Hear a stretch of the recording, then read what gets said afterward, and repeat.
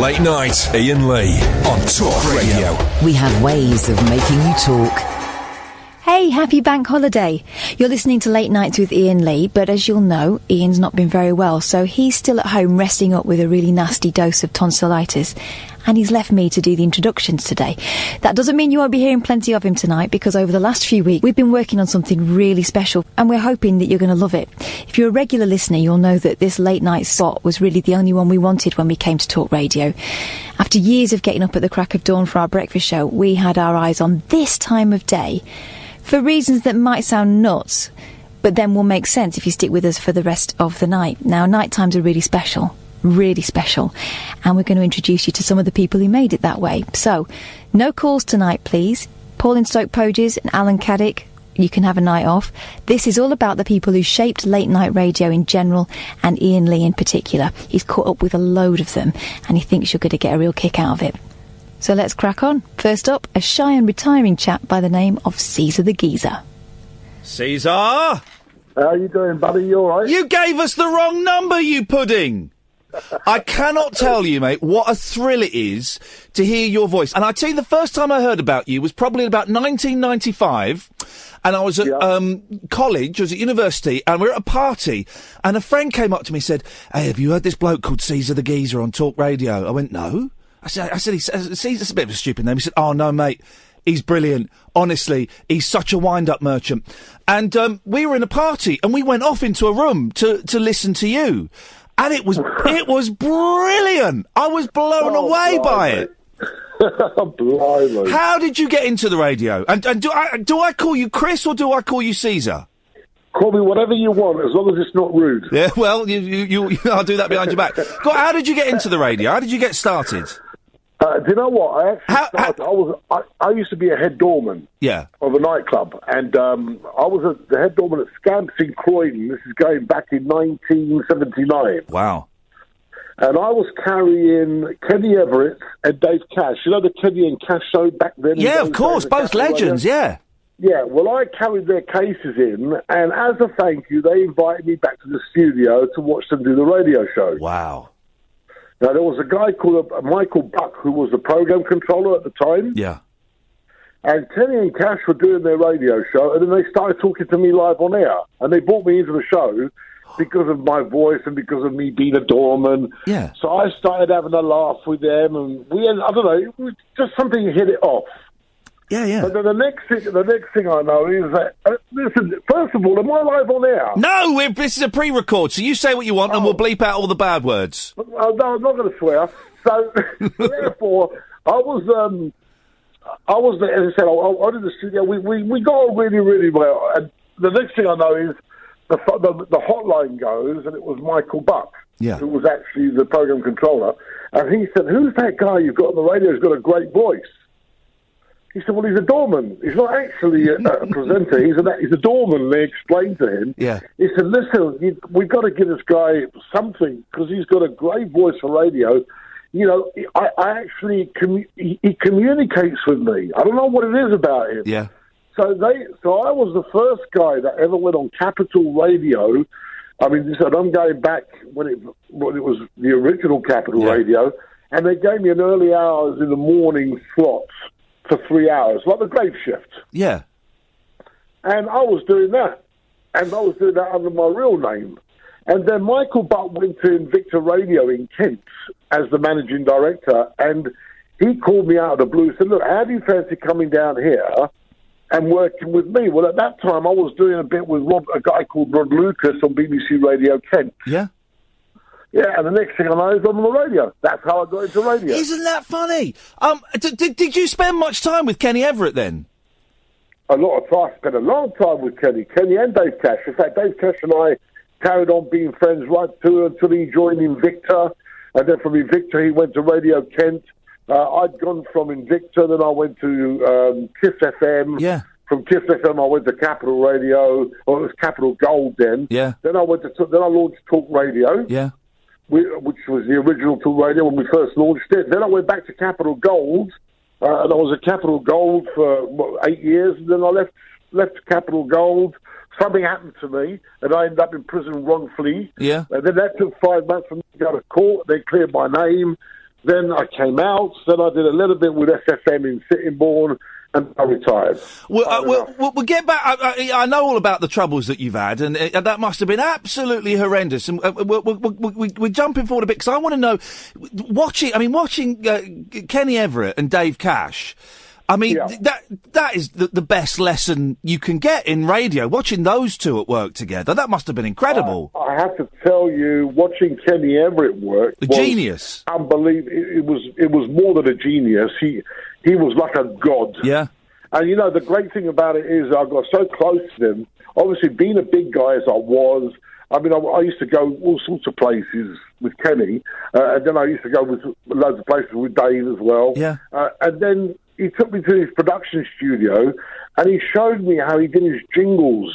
Oh, those wonderful overdubs and the harmonies and stuff. Oh, man, it was unbelievable. Unbelievable. I learned a lot. And the thing is, because now that stuff is still not easy to do on computers, but it's so much easier. He would have been doing that splicing tapes together and all of that kind of stuff, which is incredible. There was no computers. Yeah, there was no computers in these days. There was a computer, but it was like a big computer. Nothing compared to what you can do nowadays. In those days, it was all done on tape. He used to record his voice, and he'd just go back and re-record his voice over that voice, and then re-record it at another tape, and he used to slice things together. And you got to see him. You got to see him do that. Yeah, I saw it with my own eyes. Wow. Yeah, he taught me how to do it. Oh man, I'm so envious of you, Cease. That's incredible. What a thrill! That's what made me. When you started doing the radio on your own with Capital and stuff, what kind of stuff were you doing? Music radio, obviously. What kind of stuff were you playing, and what were you kind of chatting about in between the songs? Well, do you know what? This is the ironic thing. This is really crazy. Yeah. Richard Park. Now, Capital Gould was in actual fact a music station. Yeah. Now, because there was football on before me, what Richard Park said, listen, I don't want to change Caesar as in Caesar. I want you to carry on doing what you did at Talk Radio and what you've been doing at Invicta Radio. I want you just to be yourself. Forget the music policy. Forget the playlist. And I said, well, look, can I choose my own music to go with my style of show? And I did the wind-ups. I started doing wind-ups on the radio. Yeah. I turned it into a phone-in show. In fact, that was the first time that Capital Gould went from an all-music station to a speech station, a speech show. It was the only time throughout the whole show, throughout the whole week's format, that there was speech on it between 8 and midnight when I was on. Yeah. It was probably 15% music, and the rest was chat. Isn't that incredible? And to be given, I've worked with Richard. He was never that kind to me, but to be given that amount of freedom to, do. Here's your 3 hours. You do what you want with it. We trust you. That's a rarity these days. Well, I have to say, I mean, don't take my word for this. You can actually look at Radar. Yeah. When I joined Capital Gould, there were 13th most listened to radio station in London. By the time I'd finished, they become the third most listened to radio station in London. The audience that I had, according to Radar, was 3.6 million. Blimey. And radio stations would kill for that today, wouldn't they? Oh, they would. But radio stations today, I have to say to you, I don't even listen to radio anymore. No. Yeah, I find English radio is boring. This is... all it is now is music and commercials. Go on, talk, because I kind of agree with you, with a couple of exceptions. I tend to listen to speech radio as opposed to music radio. But I agree that a lot of radio in this country now is bland. There are no personalities like Kenny Everett, like Caesar the Geezer. It really has been blanded down. I just wonder what your thoughts were on that. I have to be honest with you. I mean, okay, it's owned. I think all the radio stations now are owned by one company virtually, pretty much, and they have the same. Yeah, they have the same structure. It's basically music. The radio presenters, bless their hearts. I mean, I'm not saying that they're crap or rubbish. They are good radio presenters, but they're going under a new regime, and it's basically music and commercials. It's commercials. It's making money. The days that they say they used to have local radio, that doesn't exist anymore. No. Because everything's now syndicated to save money. So you have one presenter going out on X numerous amount of radio stations, and what does he do? He just sits and plays music, does a little bit of speech content and plays the commercials. Yeah. That's what radio I find. Yes, you're right. There are things like LBC in London that I listen to. Talk radio I still listen to. I'm not a sports fanatic, but I listen in the evenings. Yeah. I enjoy listening in the evenings. Hang on a minute. You don't listen to Jason Cundy and Andy Goldstein, do you? I do, actually. Caesar! Switch those idiots off and come over to Talk Radio and listen to me at 10 o'clock. Well, now that I know you're on it at 10 o'clock, I promise you I will start listening to you. What happened to an old friend of mine, James Whale? Oh! Unfortunately, James Whale went insane and murdered several people. That's what I thought. No, I always said he'd go down that road. No, James is back. James is back at Talk Radio now. He's on air now. He's on at 7 till 10. Oh, is he? Well, good luck to him. Oh, yeah. I don't know what it was. He took over from me when I left, or when I was sacked, in fact. At Talk Radio. You were doing 10 till 1. Was that at the weekends or was that in the week? No, that was during the week, Monday to Friday. I was doing 10 till 1. See, I've got your slot, every night.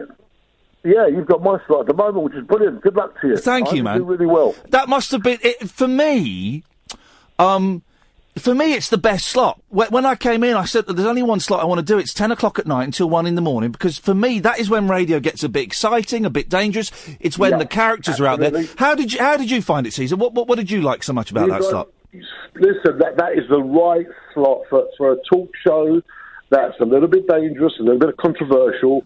That is the best time to do it. You can't do it any other time of the day. You can't do it during the breakfast show. You can't do it in the afternoon. In the evenings, you have real listeners, real audience, real people. And that's the people that you want to be able to sit there and broadcast to. They are the people that you want to entertain. They are the people that appreciate you the most.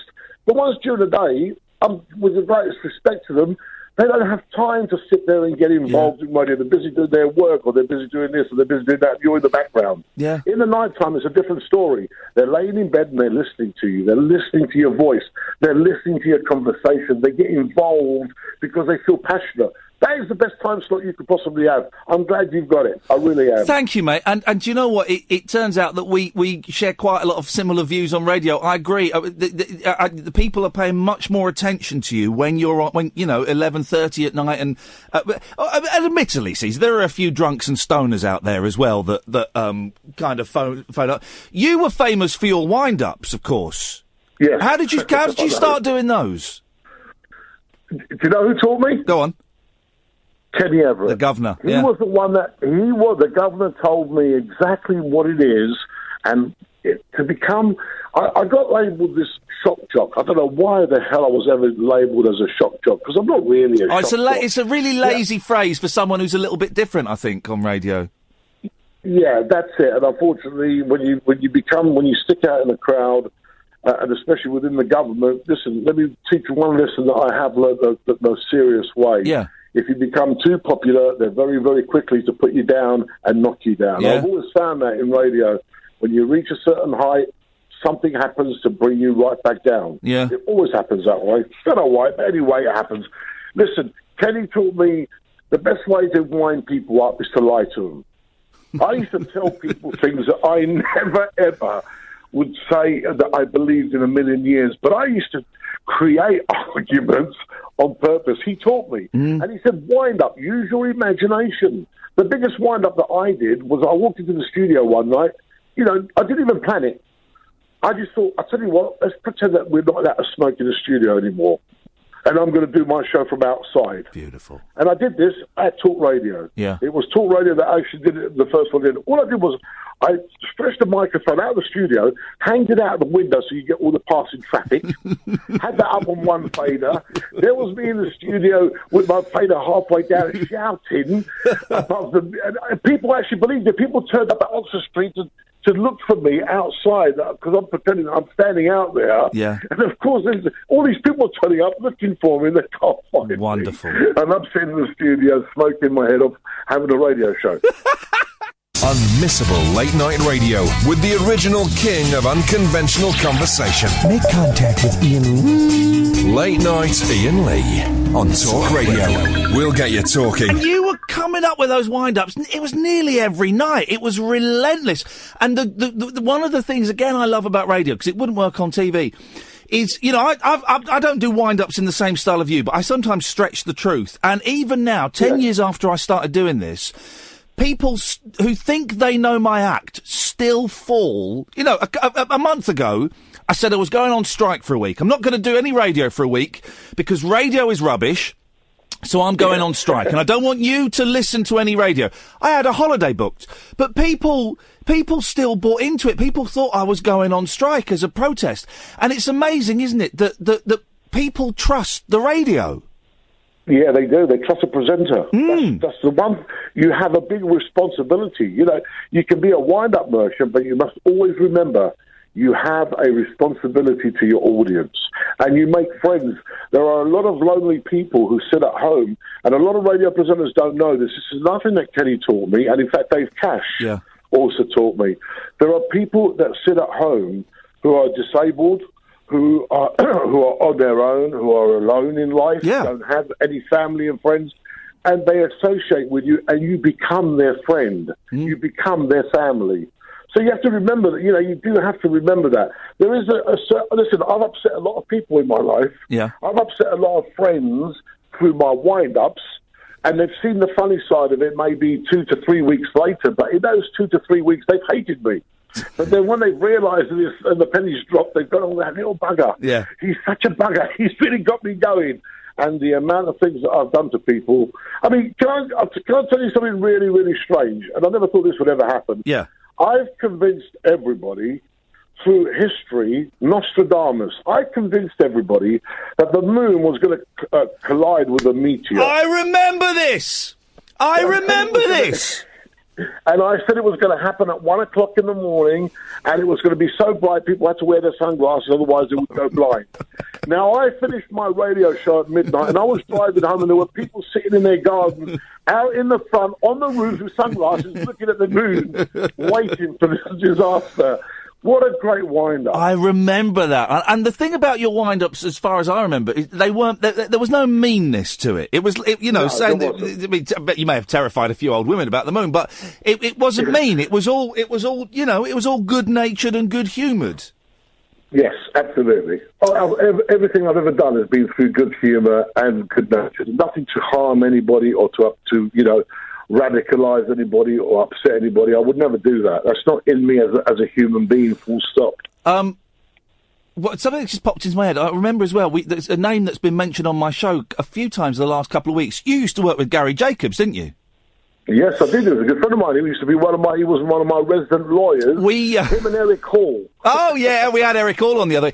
We had, for some reason, we had a caller that reminded me of Gary Jacobs, and I kept getting him to say, I don't want your life story, just get to the question, caller, which was Gary's kind of catchphrase, wasn't it?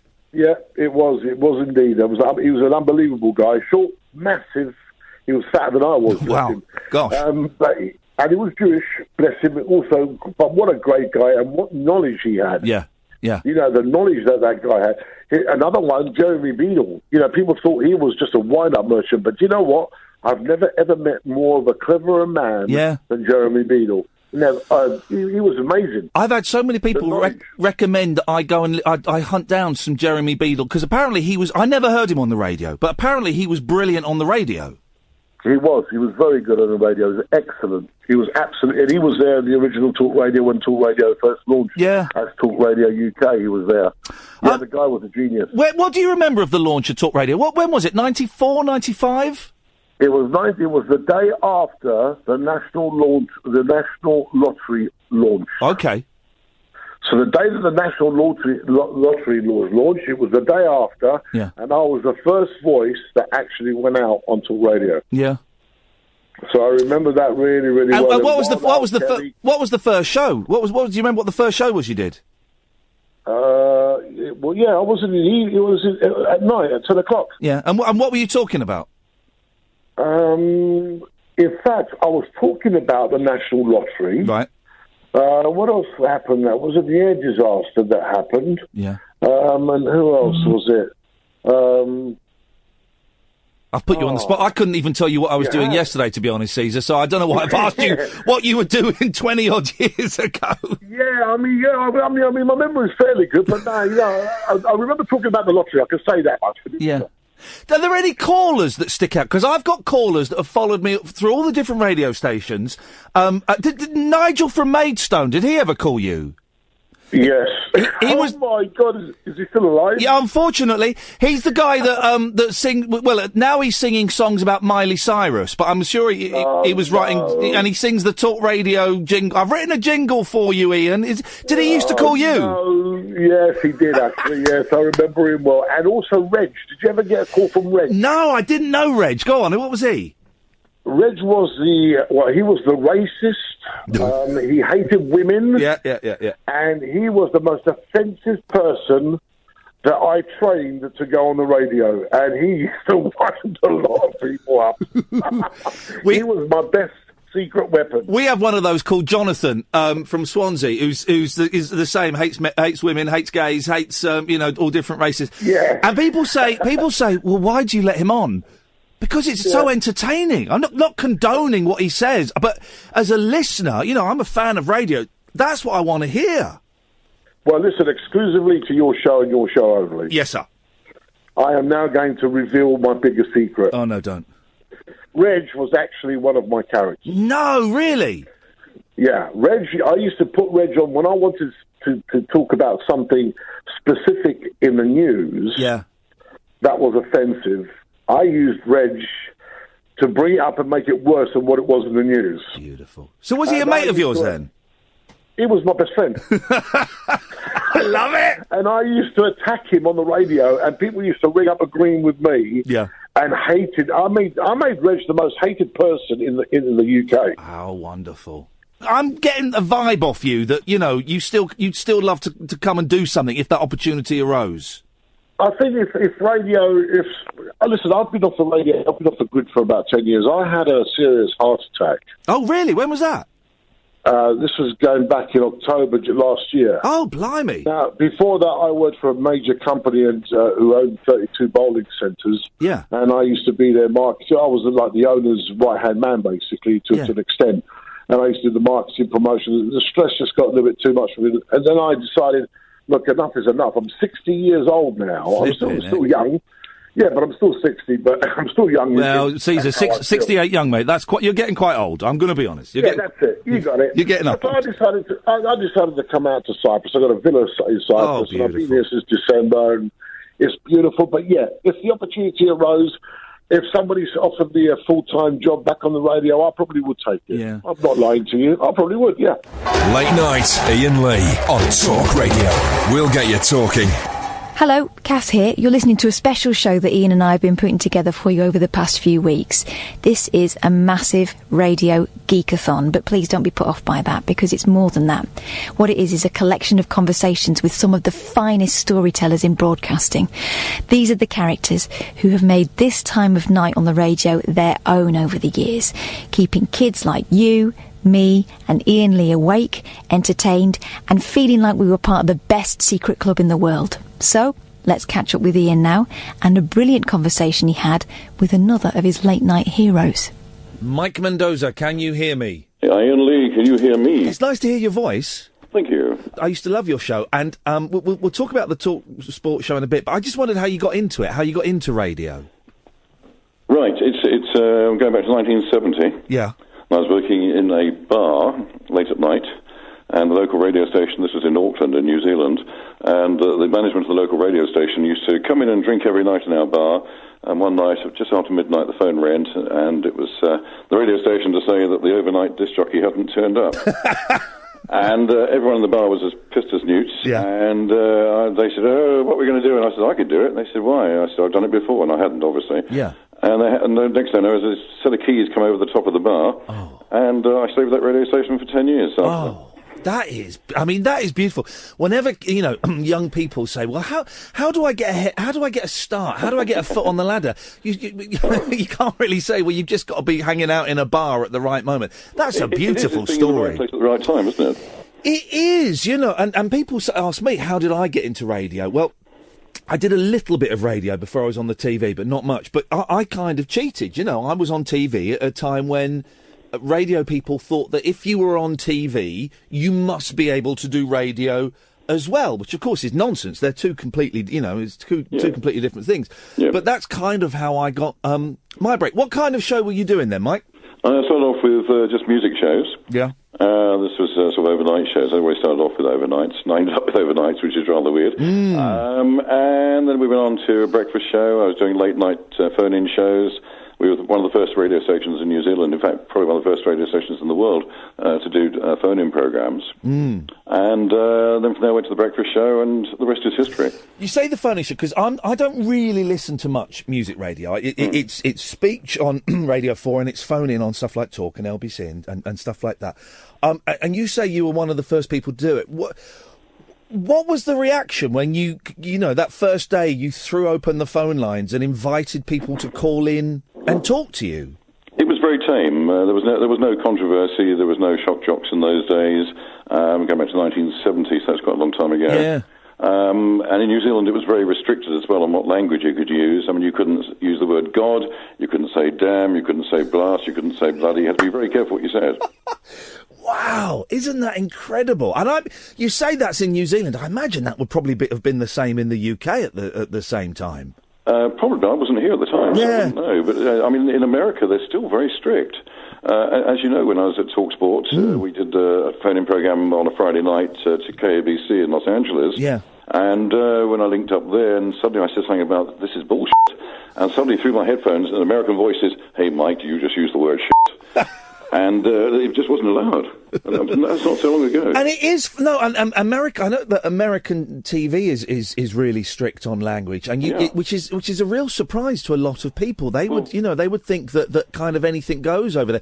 And obviously there are cable channels on radio and television where you can be a bit freer with the language, but it is. It is still very strict over there. You know, for the country that brought you sort of Playboy and Beaver and other pornographic material, it's a bit strange, isn't it?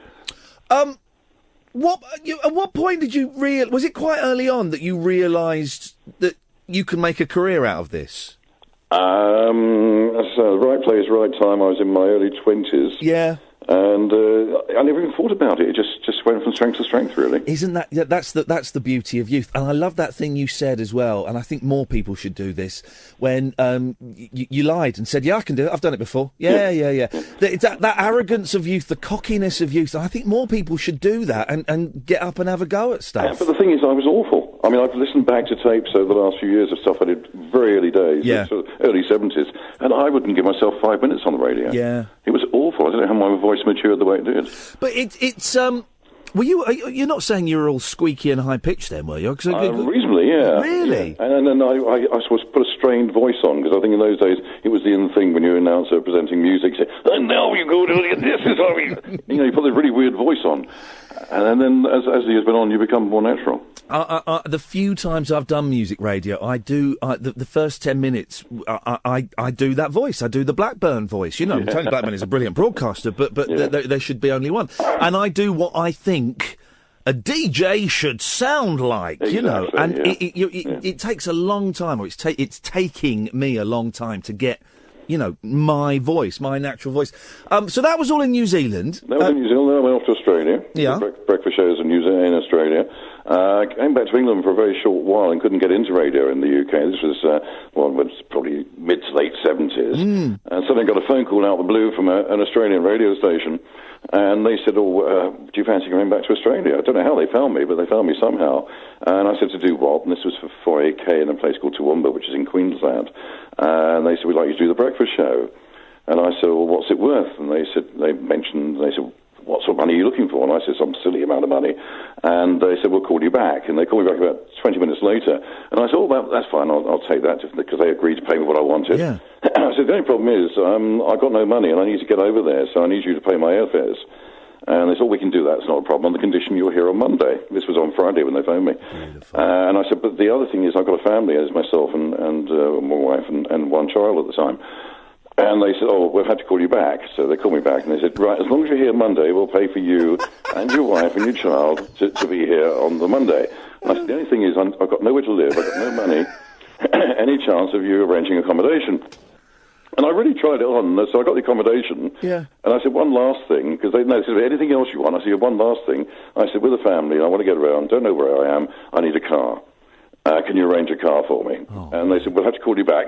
Beautiful. And I got everything I wanted. I couldn't believe it. Isn't that incredible? Yeah. What did your missus say, though, when you went home on Friday and said, start packing, love, we're moving? And we weren't very happy in the UK at the time anyway, Right. so we were very happy to get... So she jumped at the chance? Oh, yes, yeah.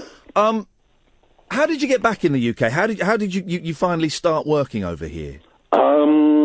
Well, I was very well established in both Australia and New Zealand. I did 9 months in America as well. Oh, what did you do in America? I did an evening show in Los Angeles. Oh, wow. What was that like? That was great. That was good fun too. But then they realised I was working illegally, and it was no green card. It was time to go. Oh, well, what a shame! What a different story it could be if you'd had the permits and stuff. I know exactly. Yeah. So I came back here, and just out of the blue, I got first I think I joined Radio Sussex at the time, BBC Radio Sussex, and did some part-time stuff for them. I joined Radio Mercury, which is in Crawley. That's no longer going, unfortunately. I was the very first voice on Southern Sound in Brighton. Wow, When that opened. And where else was I after that? Then I went to London, joined Spectrum Radio for a while. And from there, the boss from Spectrum Radio left there and joined LBC, became the boss of LBC, and offered me a job at LBC. And from then, it really was history. It just went from strength to strength from there. You mentioned so many little local radio stations, and I think one of the great shames is that they're not around anymore. There are the BBC stations, but they're all... I find them quite similar. But those small, little, independent commercial stations, they've all been swallowed up by the big companies. Yeah. And not only that, you know, when you first started radio, what's the first thing you do? You do mid-dawn shift, which is known as the graveyard shift, which was a killer for a lot of people. I mean, I always loved working overnight. And, these days, you cut your teeth on overnights. There's no overnights anymore because they either network it or it's pre-recorded. And you just don't get the opportunity now. Well, Radio 2 had that thing recently, didn't they, where they said we're going to cut the overnights to save money. And it's like, God, I mean, I didn't particularly, it wasn't my cup of tea, but those poor souls that are up at 3 o'clock in the morning because they're working or because they got babies or because they're ill or because of whatever, I think it's criminal to deny them live interaction on the radio. Do you know, when I was doing Talk Sport, we hit 1 million audience overnight, which I think was a record at the time for commercial radio at night time. Yeah. And we were getting calls from literally all over the world. I ran a competition for about 6 months or so on Talk Sport, which was to find the best musicians in the world. And we had a music competition. And the winners were a band from Canada who actually came over here and did a couple of gigs. We're going to get to the talk days in a bit, but LBC, because I did a few years at LBC. When were you there and what were you doing there? Oh, my God. Again, and I'm making you troll your memory banks, Mr. Mendoza. I was in 3 different buildings and about 5 different formats, I think. We started off in Hammersmith, the old, I can't remember the name of the building now, but it was just after Lady Porter was finally kicked into touch. Yeah. There was a takeover then, so I joined then. So I was with them for quite a few years. I was there for 11 years. I was there for 11 years. Wow. I think of it, And phone-in shows then? Yes. You've always done phone-ins. And LBC, of course, now is a completely different beast from when I was there 8 years ago. It's a different beast altogether. What were the kind of stuff you were... it would have just been in London then. What were the kind of stuff you were talking about on there? Absolutely everything, and I had a lot of MPs on as guests. I had a lot of party nights. A lot of the audience were invited in to join in parties. We had party nights in the studio. It was just a lot of fun. We had real fun nights. Late night, Iain Lee on Talk Radio. We'll get you talking. I'm a proper radio geek, and one of the reasons I like radio is it's so intimate. It is completely different from television, where it's quite impersonal. Radio, particularly if you're doing late nights or through the nights, you're speaking to one person who's probably in bed, or one person who's getting ready for bed, or one person who's in the kitchen on their own, cooking tomorrow's lunch, doing the packed lunches. It's a really intimate medium. I mean, I had pillowcases made that say I sleep with Mike Mendoza, and we gave thousands of those away. I remember those. And I go, and you've got one of my T-shirts. I have got a Mike Mendoza T-shirt. I got a photograph of you wearing it. Yeah, I know. How did you get over to Talk? What happened there? That was a very funny story. I had a phone call. I was looking for a job. In a way, I had enough of LBC at the time. Yeah. And I listened a lot to Talk Radio at the time when it changed over to as you know, Talk Sport. And I just got this phone call out of the blue, and this guy said to me, "Is that Mike Mendoza?" I said, "Yes." He said, "This is," and he said his name from Talk Sport. And I said, "Oh yeah." I thought it was a friend of mine winding me up. Yeah. Because I hadn't heard of this guy before. And I said, "Oh yeah," and he said, "What would it take for you to come over to Talk Sport?" And I said, "Well, a lot of money and a lunch." And he said, "Okay, I will get back to you." Because I didn't take any of this seriously. And about 20 minutes later, the phone rang again.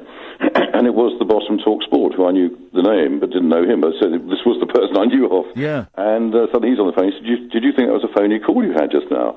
And I said, "Yes." He said, "Well, he's actually the program director," and I asked him to call you. "Yes, we can give you the money, and B, we will give you a lunch. Come and join us. Come and speak to us," which I did.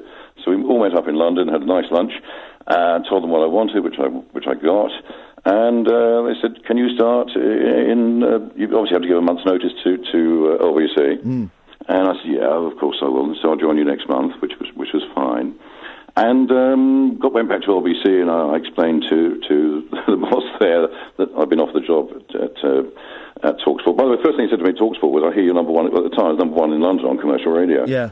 And they said, "We're not number one, but we want to be, and that's why we want you to come here." Brilliant. So I went back to LBC, explained the whole conversation, what happened, and the guy said, "You what?" I said, "Well, I can't believe, here's my notice." He said, "No one leaves." I said, "We fire people, but no one leaves. No one's left LBC before." Wow. I said, "Well, here's the first, because I'm actually leaving." Yeah. And they said, "You can't do that." I said, I'm sorry, I've agreed, and I'm going." And they said, "Well, will you do us one favour?" And you probably know this from radio. Yeah. When you say you're leaving, you leave. They don't give you any time to come back on air and explain where you're going. Oh, that's it. You never hear a presenter doing their last show. No. So they said to me, "Would you do us a favour?" I said, "Yes." They said, "Would you work the month's notice?" Which I thought was a bit weird. On the condition you do not mention on air, and we can trust you because we know you've been here so long. We know we can trust you. Wow. Don't mention on the air that you're leaving until the last day, but you mustn't say where you're going. So literally, I stayed there for another month and did what I had to do, and I left. That's incredibly trusting of them, because the fear is, for people listening to this, you're wondering why that's an odd thing. The fear is that if you're leaving, the presenter will go on air and either slag off the management or say, "Well, this is my last show, but don't worry, you can catch me on another radio station," and you'll steal the audience away. And I'm trying to think. I've never done my last show. I've always, had a phone call that day and said, "Thanks very much, don't come back." Not knowing it was my last show. It's a strange one, that, isn't it? Yeah, I mean, a couple of times I was, when they kept changing management at LBC. Management don't like me at times, and I got kicked out, I think, twice there, and I got brought back again after a lot of protests from the public. And the same thing happened at Talk Sport as well. I mean, we had to change the management there, and I was kicked out, I think, at least twice, and twice through public demand I was brought back. And then, of course, the final time, when I actually left, and again, no notice there, by the way, I did actually suddenly leave. Yeah. It was, again, new management. The guy came in and he said, "Look, I don't like you, I don't like your show, you won't be staying." Yeah. And I said, "Well, hello, how are you?" "Well, my name's Mike." Yeah. There was no nicety about it at all. Yeah, the management takeovers, I've never fared well in a management takeover, and it's just down to whether the new boss likes you, and it can be a silly little thing, or it can just be, we all listen to people on the radio and go, "Oh, I don't really like them," but we're not making the decision about their career. How long were you at Talk, Mike? You were there for years, weren't you? About 6 years, yeah. It was, now what slot were you doing? Were you doing 10 till 1? It was a mixture. I did overnights, I did 10 till 1. It was more overnights than anything else. I always preferred overnights. Really? Why? I just do. It's a great audience overnight, and it's something I can really build on as well. Yeah, I know what you mean. When I came here, I asked for the 10 to 1 slot, and they said, "Well, why are you not asking for drive or breakfast?" And I said, "Well, there's too much pressure on those slots, and I just think after about 10 o'clock, the calibre of the callers you get is I think they're so much more interesting, the characters that ring up, around about midnight, than the ones you get at midday. I think there's so much more to them." Oh, very much so, yeah. And I'm really surprised that no one's ever contacted me from the New Talk Radio, to be honest with you. Now we're having this conversation. Yeah. I guess because, I've never put myself about. I've always, in the past, been approached and asked to join somewhere. But I was just surprised no one ever contacted me from there to say, "Would you be interested in joining us?" It's never happened. And I'm glad. I'm glad you brought that up because I do want to ask because I am doing weekdays 10 till 1, and I know that years and years ago we had a pretend beef, one of those lovely theatrical. You hear me, you bastard. Yeah, it was all of that, and it was lovely. And I mean, you couldn't get away with doing that now, mentioning another host on another radio station. Oh God, but it was wonderful and it was fun, and we both took it in the spirit it was intended. And I just wondered what your thoughts were on me doing a slot that used to be yours. I mean, apart from being very jealous, and listen, I've always loved you. I've always thought you were great on television, by the way. Thank you, Mike. I'm a great fan of yours in all seriousness, and I've always enjoyed your radio shows, even at LBC. I thought it was great, some of the calls you had and what you did, and certainly with Barry at Watford. I think it's incredible what you did there. Built up personalities, and that's brilliant. But you're Actually, we ended up in the same place once, didn't we? It was Play Radio for a short while. We did end up there for a little while. God, that was a weird, that was a weird thing. But because I know what it's like to have lost jobs and to see other people taking, what I perceive to be my job. And you mentioned jealousy there. Maybe you were joking, but it's something I struggle with, jealousy, when I see other people. When I did the 11 o'clock show, I was working with Gervais and Sacha Baron Cohen. And for a long time, I watched them go off and have careers in Hollywood and make him, millions of dollars. And I was jealous, Mike, and I couldn't watch it. I've never seen Borat. I can't watch it. Yeah, I've never seen it because for a long time I was jealous. I'm not so much now. I'm pretty cool with it. But the jealousy really got to me. Is it a thing that upsets you? Sometimes when I see someone who's got no talent, who can get on and do what I should be doing, then I get a bit hurt. I wouldn't say I'm jealous. I think I get hurt over it. I've just been very, very lucky because the last how many years now? The last 5 years or so I've been working in television. But now I've sort of literally decided enough is enough, and I'm retiring from all that, and just decide what I'm going to do for the future, which at the moment I don't know. You're doing TV down in Brighton, is that right? No, I finished doing that. I handed my notice in a few weeks ago. Oh, okay. 3 weeks ago. Okay. But I work for one of the global news channels on one of the Sky channels. Yeah. So you've knocked it all on the head. What are you going to do? Well, I don't know. I'm waiting for Talk Radio to give me a call. Well, I'll pass on your number. Good memories of doing that show because it was a cracking listen. It was. I tell you what I liked about you was, and again, you mentioned the comparison with Wogan. It was just really laid back. Yeah. Conversation. It was like I was when you had a caller on. It was like I was eavesdropping on two people having a chat, and I love that, and that's perfect. That's what it should be, I think. Do you know, for me, Talk Sport was the dream job for me, and it was the best job I've ever had in probably 40-odd years of radio. I really did enjoy it then. It was a great team to work with, and the audience and our callers were just brilliant. I've got a lot of very fond memories. A lot of callers still keep in touch with me. And, 6-7 years ago since I left Talk Sport, and even now in the street, people will stop me and say, aren't you Mike Mendoza? By the way, I hate it when people say, weren't you, Mike Mendoza? Didn't you used to be Mike Mendoza? Exactly, yeah. Do you get that thing, because you have got a very distinctive voice, do you get that thing where you'll be in the post office and you'll be, can I get some first-class stamps, please? And someone will tap you on the shoulder going, I used to listen to you. Exactly, yes, we do get that. And even now I still get that. It's amazing. Yeah. Well, listen, I always enjoyed your show, Mike. I always thought you were a great listen. I enjoyed the relaxed conversation, and I enjoyed you. And you had some absolute fruitcakes phoning you up as well. And sometimes, I used to send a lot of people up. I was very rude to some people. Yeah. I never really meant what I said. You do it for reaction. We had a massive audience, and that was the way to build the audience. So you don't necessarily mean what you're saying. Oh, no, I agree with that. A lot of people don't get the fact. I really emphasise the fact it's a radio show. It's a show. It's a piece of theatre. Yeah, and the other thing that really bugs me is you do the show, you go home, it's done. That was yesterday. Yeah. Tomorrow you're moving on to something new. But some people want to carry this on, and they think they're going to have a fight with you over what you said yesterday. But that was yesterday's show. As you say, it was a show. The thing that has really changed over the past sort of 5 years that I've noticed is with Twitter and Facebook. And emails and texts to a certain extent, but Twitter and Facebook. And you're right. For me, the show finishes at 1 o'clock. But then, there'll be people tweeting me after the show, or the next morning, someone will post on my Facebook that thing you said last night was out of order, and it's like, no, hang on, that's done. I like what I liked was at LBC 10 years ago when the show finished.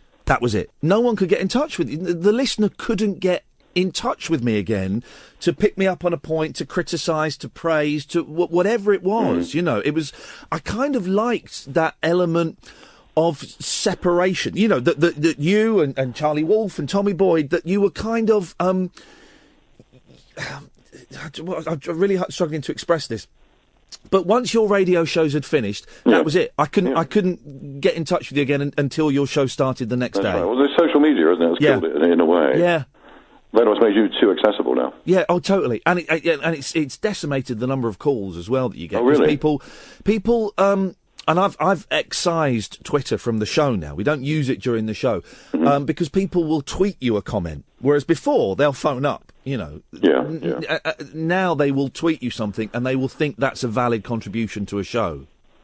Yeah, of course, yeah. I mean, have you caught up with me as Ofcom complaints? Have I had any Ofcom complaints? Yeah, have you caught up with me? How many did you have upheld? I think no, I've only had one upheld. Right, okay. How many complaints did you get? Probably, well, both Whale and myself, I think we had about 70 or 80 at one time, probably a bit more. Late night, Iain Lee on Talk Radio. We'll get you talking. Hello, it's Kath here. Now, as you know, Ian's been hit with a particularly powerful bout of tonsillitis and he's still battling through that at home, so lots of love to him. But the thing is, we kind of don't need him in person tonight because over the last few weeks, he and I have been building tonight's show. We've got loads of interviews for you with the people who shaped late night radio in the UK in general and Ian and my work in particular. Now, these are the guys who made both of us fall for this time of the night. And we realised that we didn't want to do anything else. So I'll shut up and I'll hand over to Ian and the next of our radio trailblazers. Mr. James H. Reeve, can you hear me? I can, son. Hey, man, how you doing? You all right? I'm all right, mate, yeah. I'm now, April, May, June, 2 months I will be 67 years of age. Blimey. I know. Live in a little village in Oxfordshire. I'm doing what I always wanted to live in, a little village somewhere where everybody knows everybody and there's a pub and all that. Yeah. And through my own efforts and many decades of application and hard work, I ended up achieving exactly the bloody opposite.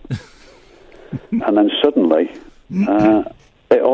overnight, I went from talking to retired footballers in smoke-filled rooms to I'm a parish councillor. Hey, flippin' heck! What exactly does that mean? What responsibilities have you got? Do I come and complain to you if the bins don't get collected? Well, no. You see, that's is that local council? Right. Or Okay. Yeah.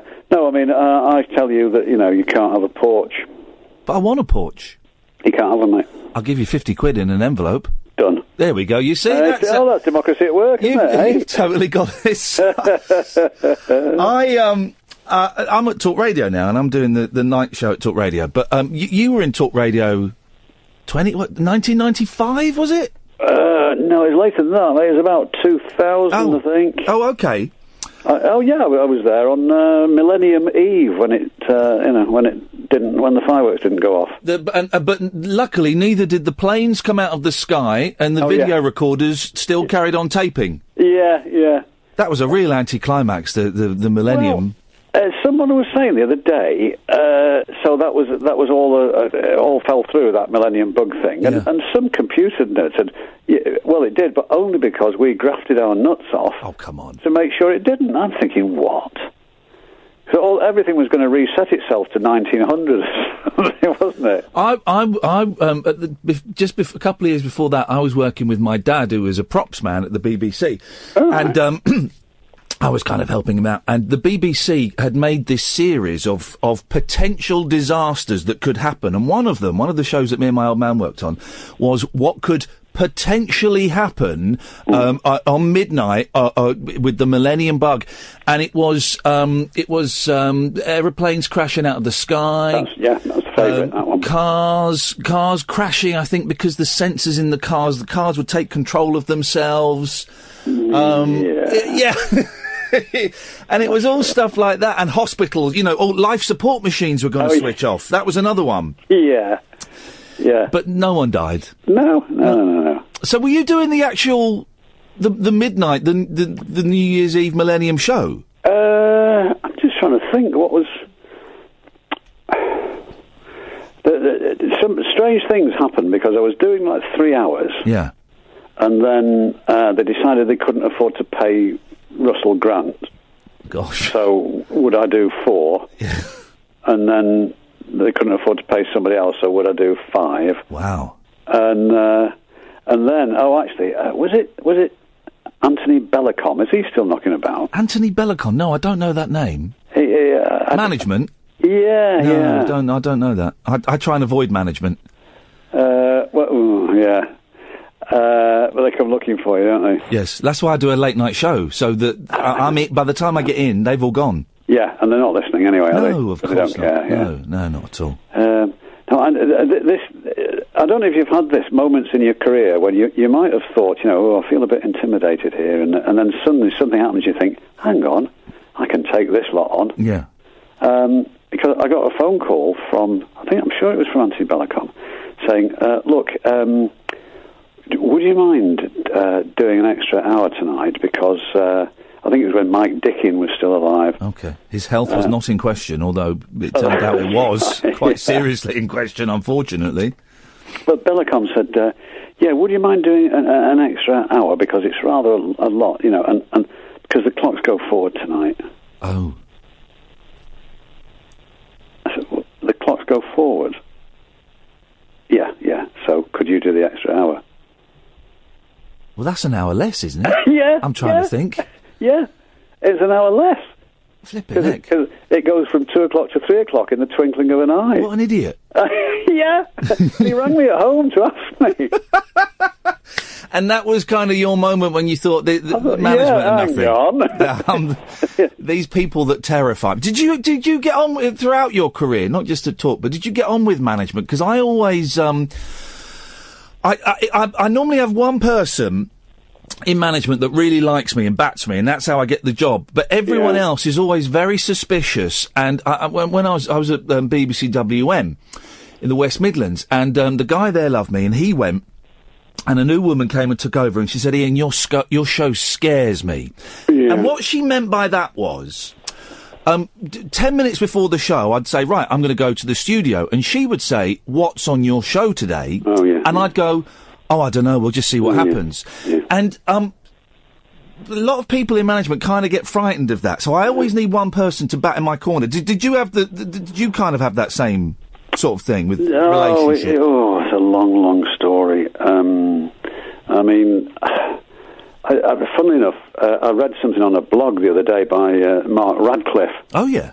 And he said he was replying to a punter who had asked him about me, and he said, "I know Jim seems to have this knack of upsetting bosses, which has probably held his career back." And that's kind of... I'm interested that that's the perception. Yeah. But there seems to be some... I don't know. I suppose I reached a stage where... And I hope it wasn't in a, you can't tell me anything sort of mode. But there is an element of, look, with respect, I have been doing this for a while. Yeah. But, please don't tell me that, because it's not true, and it won't work, and then bosses see their then, you see. Yeah. You can imagine what it was like at the BBC.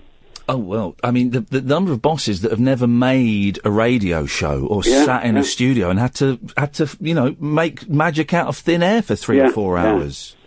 Yeah, at Radio Manchester, the boss, didn't have the station on in the office. Wow. Wow. Yeah, I don't think they had it in the newsroom. That's incredible. Yeah. Also, so I was in a state of permanent apoplexy at how shambolic the bloody place was. Is that where you started, Radio Manchester? No, Piccadilly was where I started. Piccadilly? Oh, yeah. Okay. Whenabouts then? Who else was there? At the time, Pete Baker. Yeah. Roger Day. Tony Emerson. Pete Reeves. And of course, in the, the mid to late 70s, they had like a big band show and a classical show and religious slot and all sorts of bloody stuff. Yeah. And 7 till 10, you know, when there's little available audience, they had a rock show, a folk show, a country show. An Irish show? Places quite often had an Irish show, didn't they? Now, Radio Manchester did. I don't think Piccadilly did. Saturday night, and this bloke crossed my mind the other day.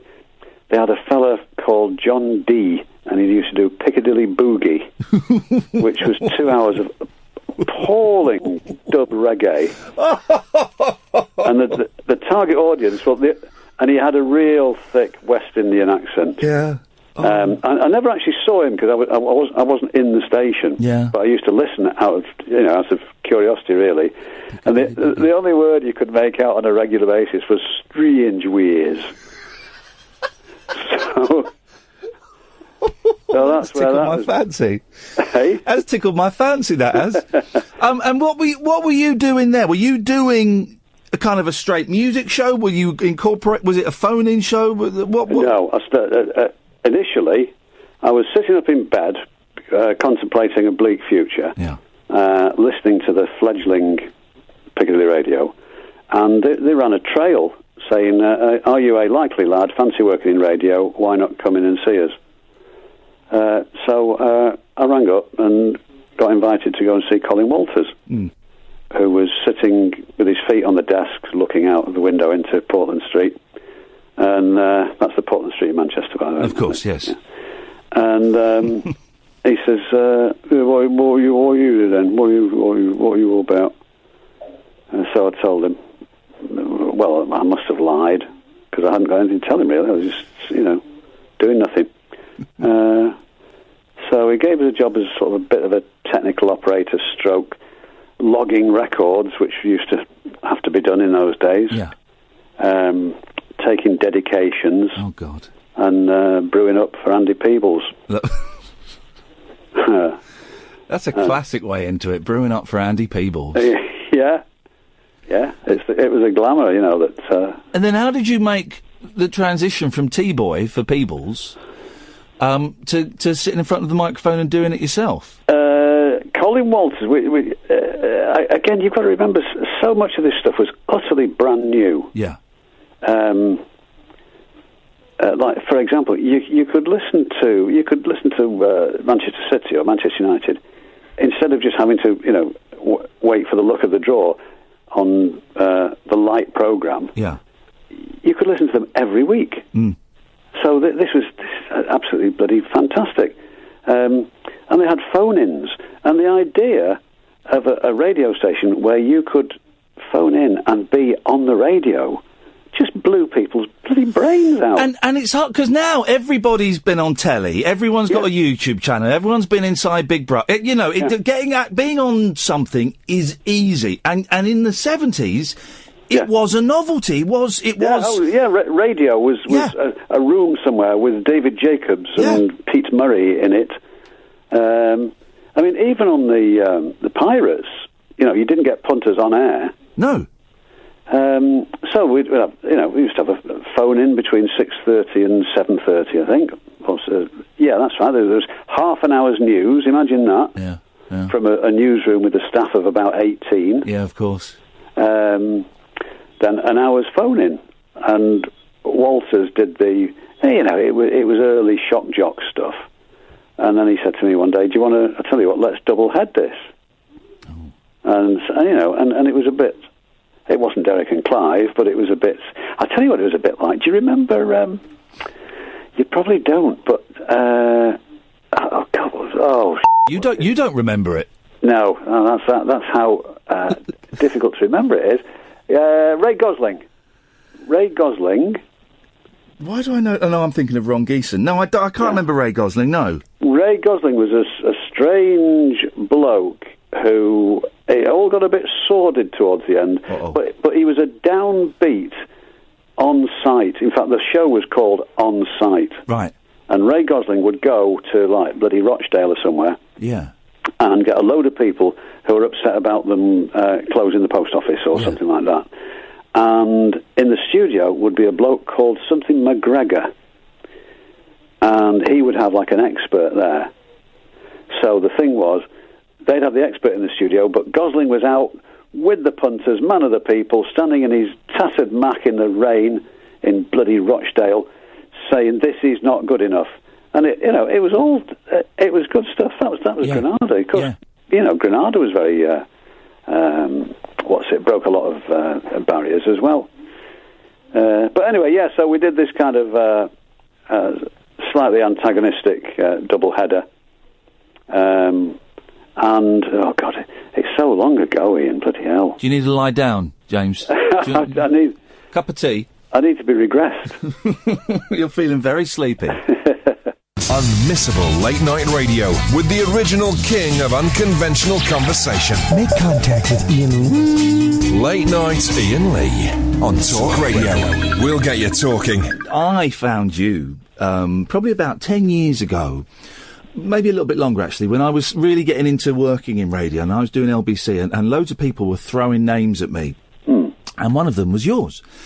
And I listened to you, and you are responsible for, I think, one of the funniest hours of radio I've ever heard in my life. Proper laugh out loud funny. When you had you had a dream expert on. Oh. Do you remember? Yes. Professor Warwick Hunt. It was it took me a while to get it, but he kept after about towards the end I thought, no, this isn't real. No. It was so beautifully done, and so sometimes when radio presenters have a wind up or something, they really hammer the joke home. But you didn't, and you and this fella, you just played it so beautifully. It was wonderful. Literally one of the funniest hours I've ever heard on the radio. Well, I'm very pleased. I mean, the bloke was he was a pal of mine.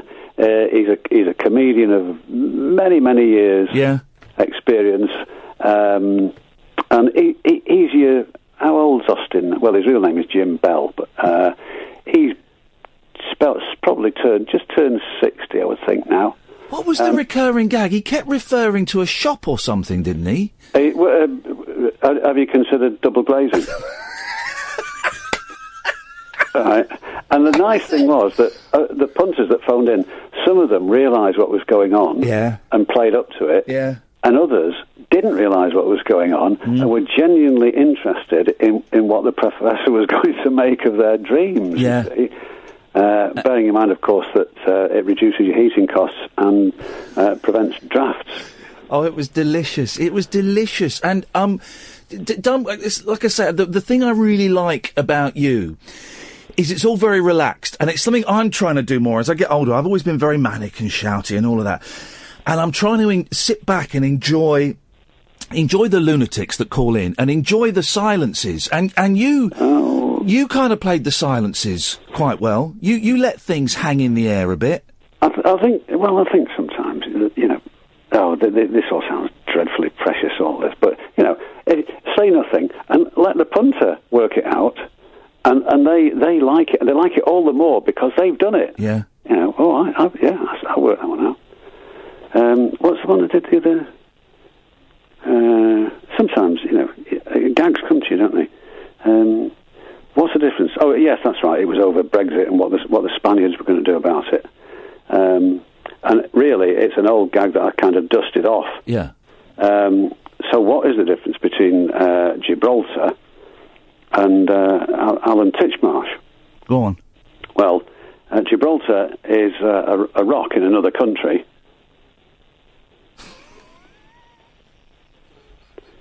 You see? Yes, I see.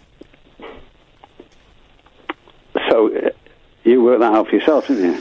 Yes, I did. I did. I did. It was delicious. It was delicious. But also, I was thinking about, when I knew I was going to talk to you, I was thinking about this. Yeah. A couple of things that, when I really thought, oh, bloody hell, that was good. And there haven't been many. But some bloke said to me on the radio one night, and this was long before, that's about 10 years ago, Professor of, what was it, Warwick Hunt of Dreams. Of what was it? Nocturnal Perambulations. That was it. Yep. Something like that. Delicious. No, it was a long time before that. This bloke, we were trying to do a bit of serious politics. Yeah. And this bloke said, yeah, but we don't have diplomatic relations with Albania because it's a communist country. So I said, and I could hear myself saying it, and I'm thinking, oh, yes. I said, no, we have relations with lots of communist countries. The reason we don't have relations with Albania is because of the Straits of Corfu incident of 1946. Oh, horrific events. And, two British destroyers were sunk by mines that the Albanians, and Albania refused to pay compensation, all this sort of thing. And I'd heard somebody say it the previous day on the radio, on Radio 4. Wow. And I just rattled it off. And, silence, utter silence. And I thought, that's bloody... But how's this? My girlfriend at the time worked with a woman who had a very unusual name. Yes. She was a midwife. And her colleague's name was Smullen. Her surname was Smullen. Smullen. So it sounds kind of Irish or something, Yeah. doesn't it? Anyway, and she said, Sister Smullen won £1,000 on the... there used to be this thing called the Greater Manchester Lottery. Yeah. She won £1,000. Probably 30 years ago. It's worth having, you know. Yeah. And so a couple of nights later, my tech op says, right, line 8, it's somebody Smullen. And it's this kid. And I said, what's your name? He said, Joe Smullen. I said, oh, yeah. Is your mum a nurse? He said, how do you know that?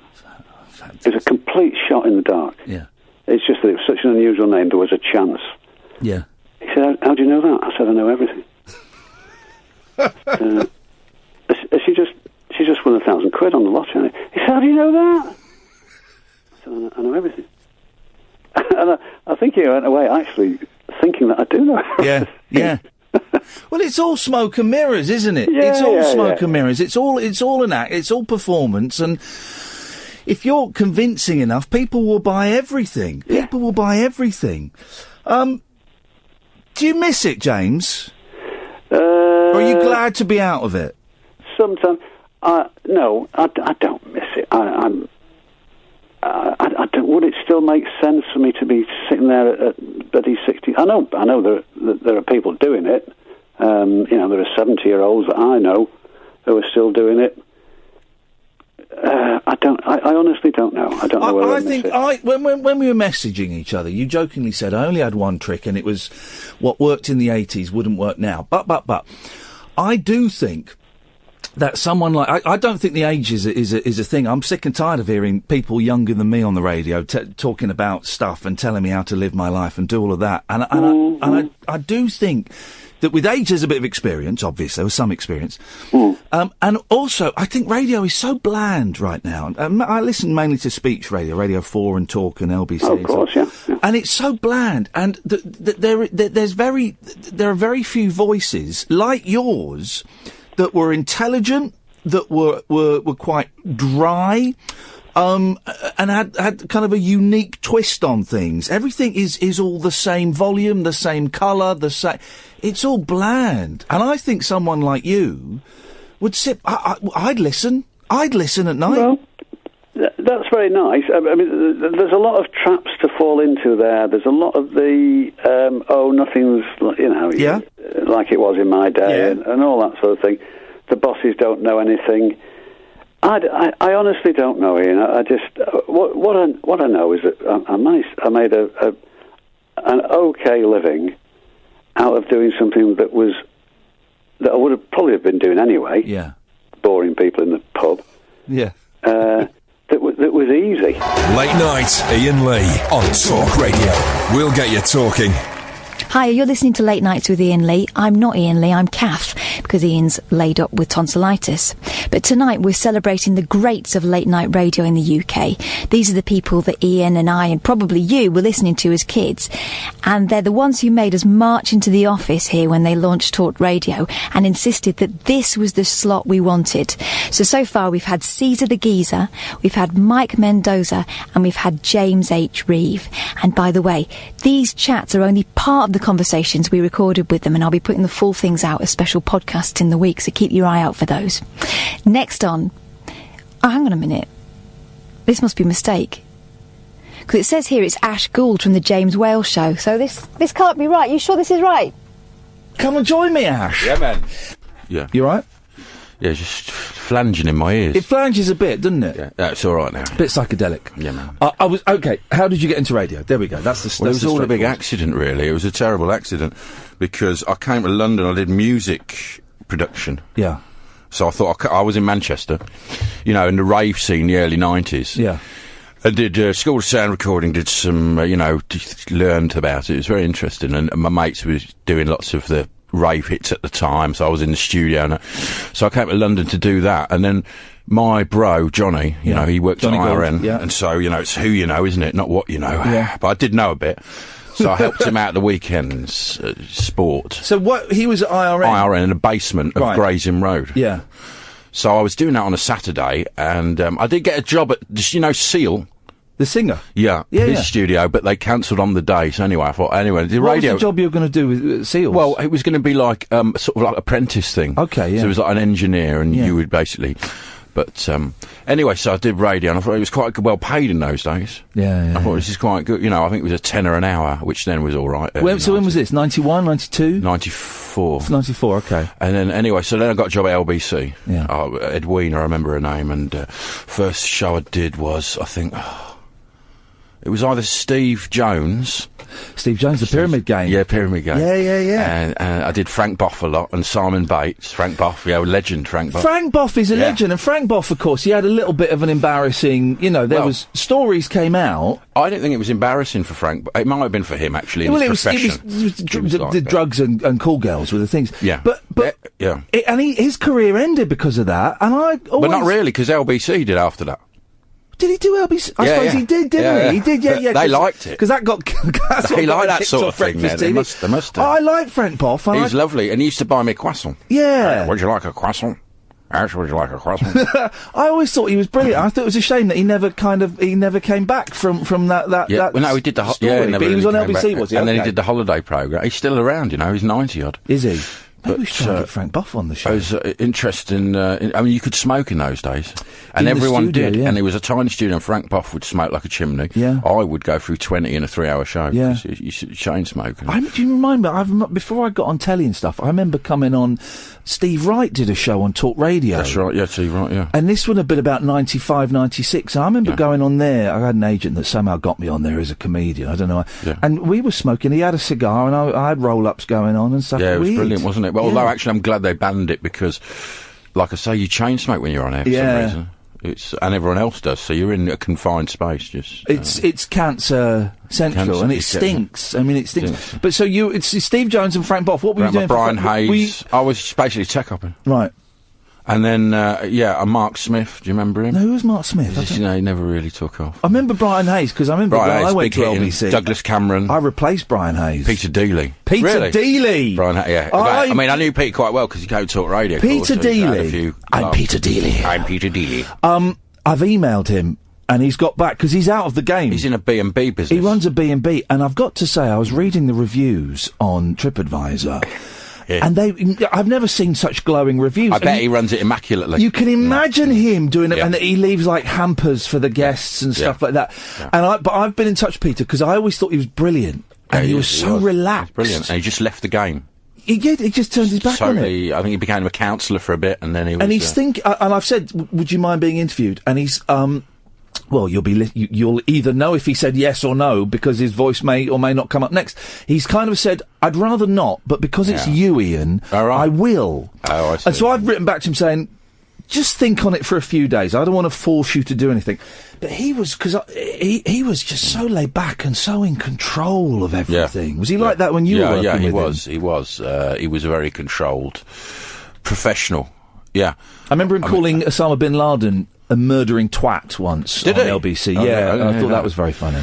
But, he was very professional, but also, off air, he was a bit like Freddie Mercury. A bit crazy, you know what I mean? He'd go crazy and stuff. I mean, I think he's out. I think it's safe to say he's out. Yes. But I remember once when he wasn't out, he used to be on the radio and he was like, and Anna Rayburn was doing the handover and she went, "Oh, of course, you're gay," and blah, blah. God. Anyway, he came out after and went, "Oh, Anna Rayburn's just outed me on air." Oh, dear. But I think everyone sort of could guess. There are some people that do hide behind it, and you can guess. But, he could... that was mean of Anna, and I never got on I don't well think she realised it, but then, I know what you mean. I found her hard work. Yeah. That was my first job, Anna Rayburn, when I got sort of radio, and it lasted a week. Really? She didn't take a shine to you? We were against the grain sort of thing. My first encounter with Anna Rayburn was again at LBC, and I remember I was walking in, I was on the phone. I'd never met her, but I knew she was starting there. And you had to walk past a cafe to get in. This is when it was in the Latimer Road or somewhere.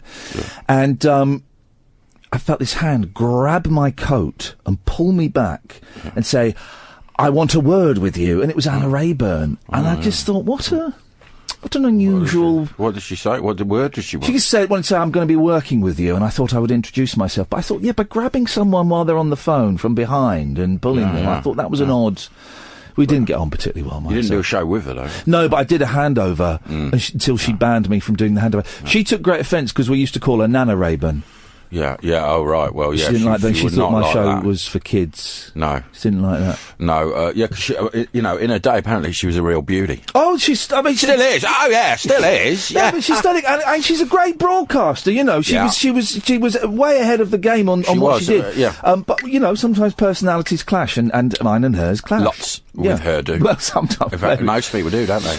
But so, how long were you at LBC? You can drink your coffee, you stir them with a knife. Tea with a knife. Well, it's a legal way to carry a knife. In a car. No, what was it? How long were you at LBC? Not long. I mean, I was there 94 for about 10 months, and then there was sort of overlap, and I'd do a show here. It was Moz D and Sean Bolger, and then I drove in the car really quick to Hammersmith and did a half-hour show or an hour show, Robin Amlow, The Business World Tonight, and another show with Jeremy somebody, who then he was boss of Talk Radio before, but something happened. But anyway, so I was driving in between, and then they said, "Do you want to do the Whale show?" Yeah.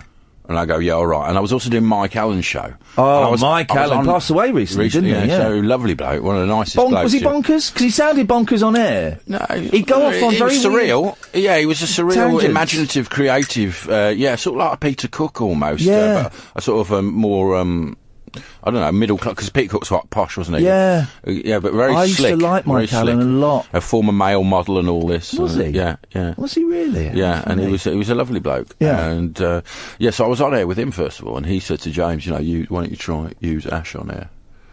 And so then I was on air with James. And were you tech-hopping with James or producing? Yeah, well, it was studio production, it was called then. Well, really, it was tech-hopping. And that means operating the phones and the faders and going just the faders? Just the faders, really, yeah. Okay, and the microphones and stuff like that. Really, yeah. And when had you been on air on LBC? I think I was a couple of times very minorly, when someone asked to come on. Yeah. Not really. When did James... Mike Dickin was there as well, I remember. He wasn't permanent at the time, but they'd asked him to do cover shifts. That's when I first met Mike Dickin there. What was he like? He's a lovely guy. I never met him. I phoned him up a couple of times. I called him a couple of times. Really friendly, warm guy, and on air, brilliant as well. A really, good broadcaster, wasn't he? And a great catchphrase. My health is not in question. How are you doing, Mike? Yeah. My health is not in question. Just a beautiful line. That's just for me and my doctor, didn't he? that one. It's a fantastic line. His health did look in question a lot, though. I know, and his but strong as an ox, actually. His health got the better of him in the end, didn't it?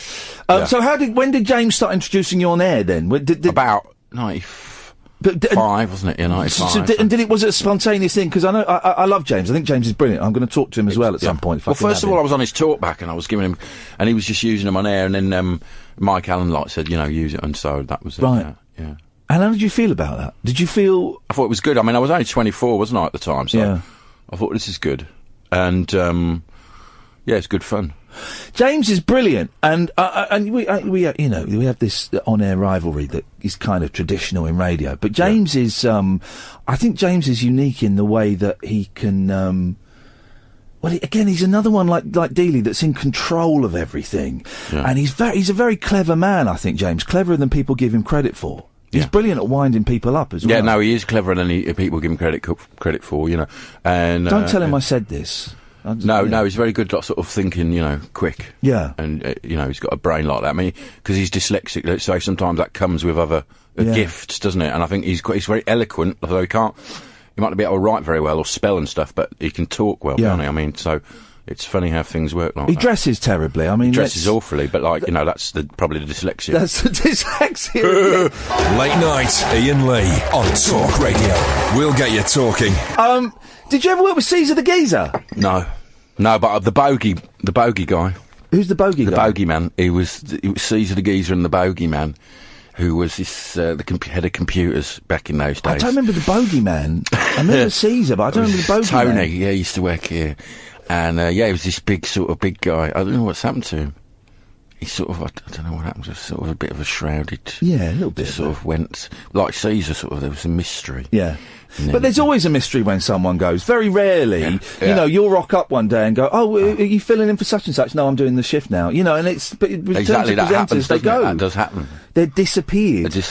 What are your memories of Boyd? Because I love Boyd. Yeah, he was a lovely guy, a good guy. We had good fun. Sunday night, also the daytimes. Originally it was daytime show. He was like, he was sort of... Sandwiched between Anna Rabin and Dealey. Or Lorraine Kelly and Anna, I can't remember. It was 2 till 4, I think. I've just been listening to a few of the old shows, and you keep popping up from time to time, and he's doing stuff like put a tax on sex and... philosophy is like strange philosophy. We'd have a sort of meeting.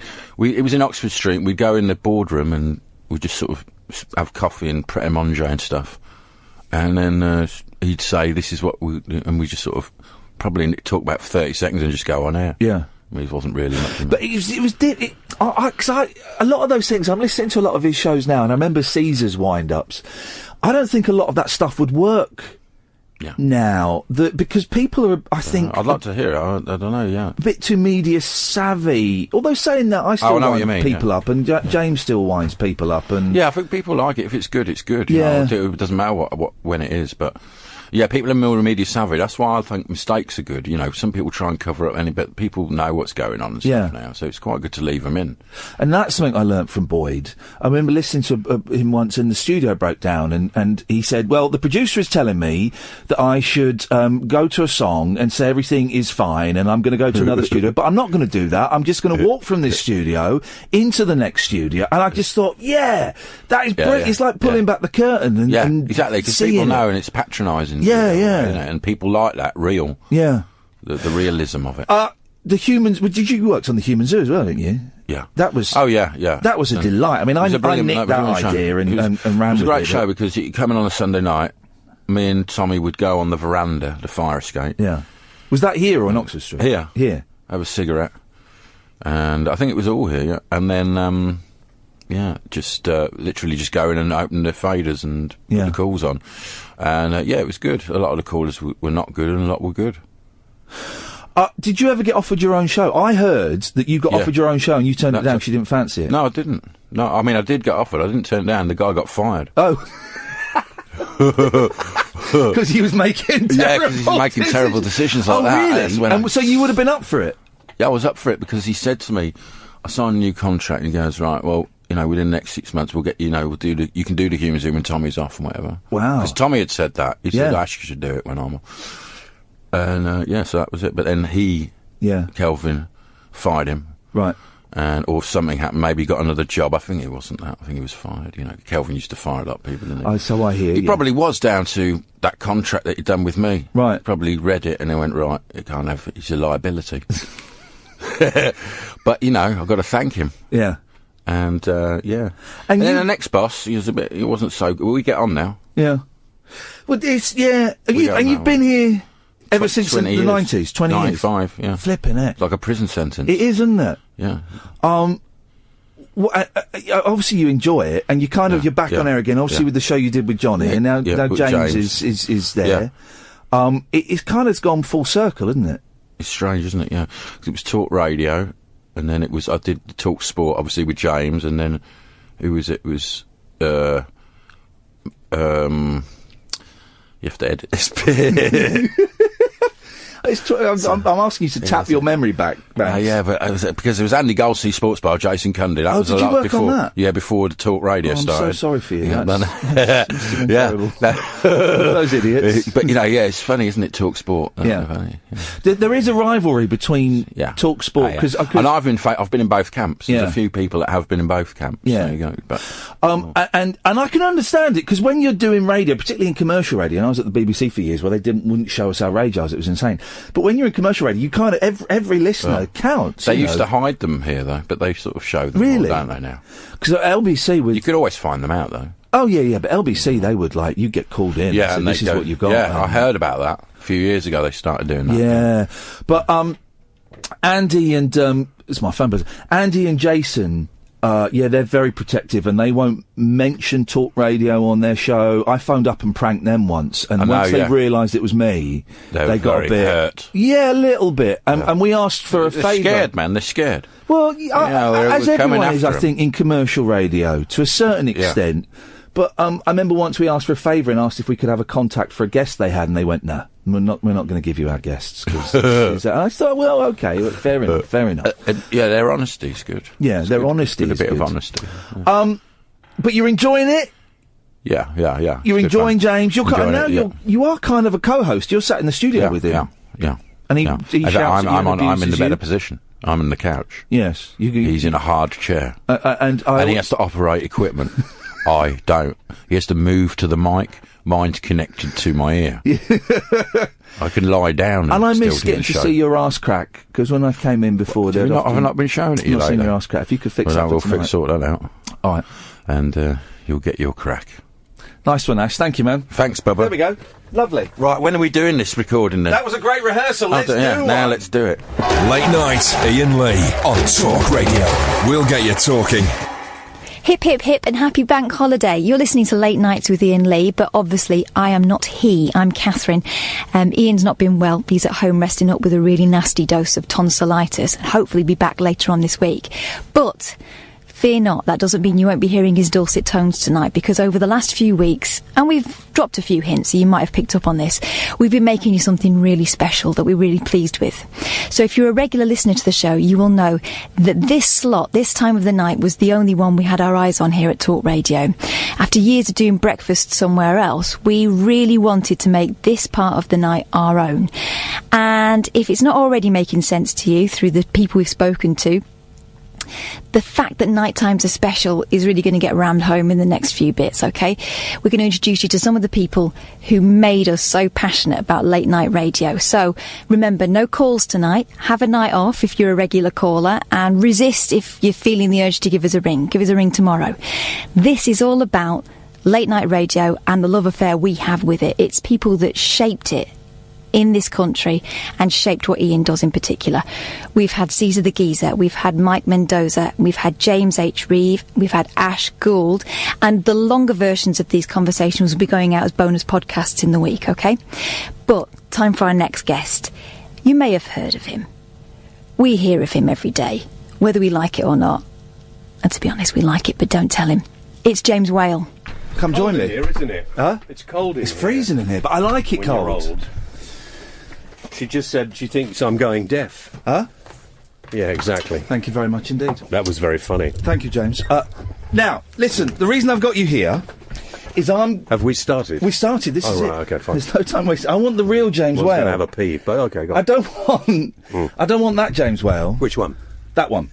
Good, okay, we have any one you want. You just choose. I'll give you a piece of paper with 1, 2 and 3. Yes. You just choose which you want, and I will give you that one. I'll have number 2. Okay, you've got number 2. Here we go. Fantastic. How did you get into radio? Oh, gosh. Yeah, I know you know the answer to all of these. Well, I know most of the answers, 'cause I've read your book. Fine, I have read your book. How did I get into radio? I got into radio very briefly because I couldn't sing and I couldn't play a musical instrument because I'm lazy. And I wanted to be an actor, but I got my girlfriend pregnant at a very early age and had to earn some money. So I got a job in a disco as a DJ because that was kind of quite easy. Yeah. And then I thought, maybe I could do it on radio because you make more money. And that's basically, money was the driving force. I love the way that it's so easy, though, that I had to get some money. It's not easy. No, but you've made it sound it. So I became a DJ and did discos and things like that. And then I wanted to get into radio, and I did. How did you get into... Were you knocking on doors, or... Well, yeah, I mean... Oh, gosh, it's so long.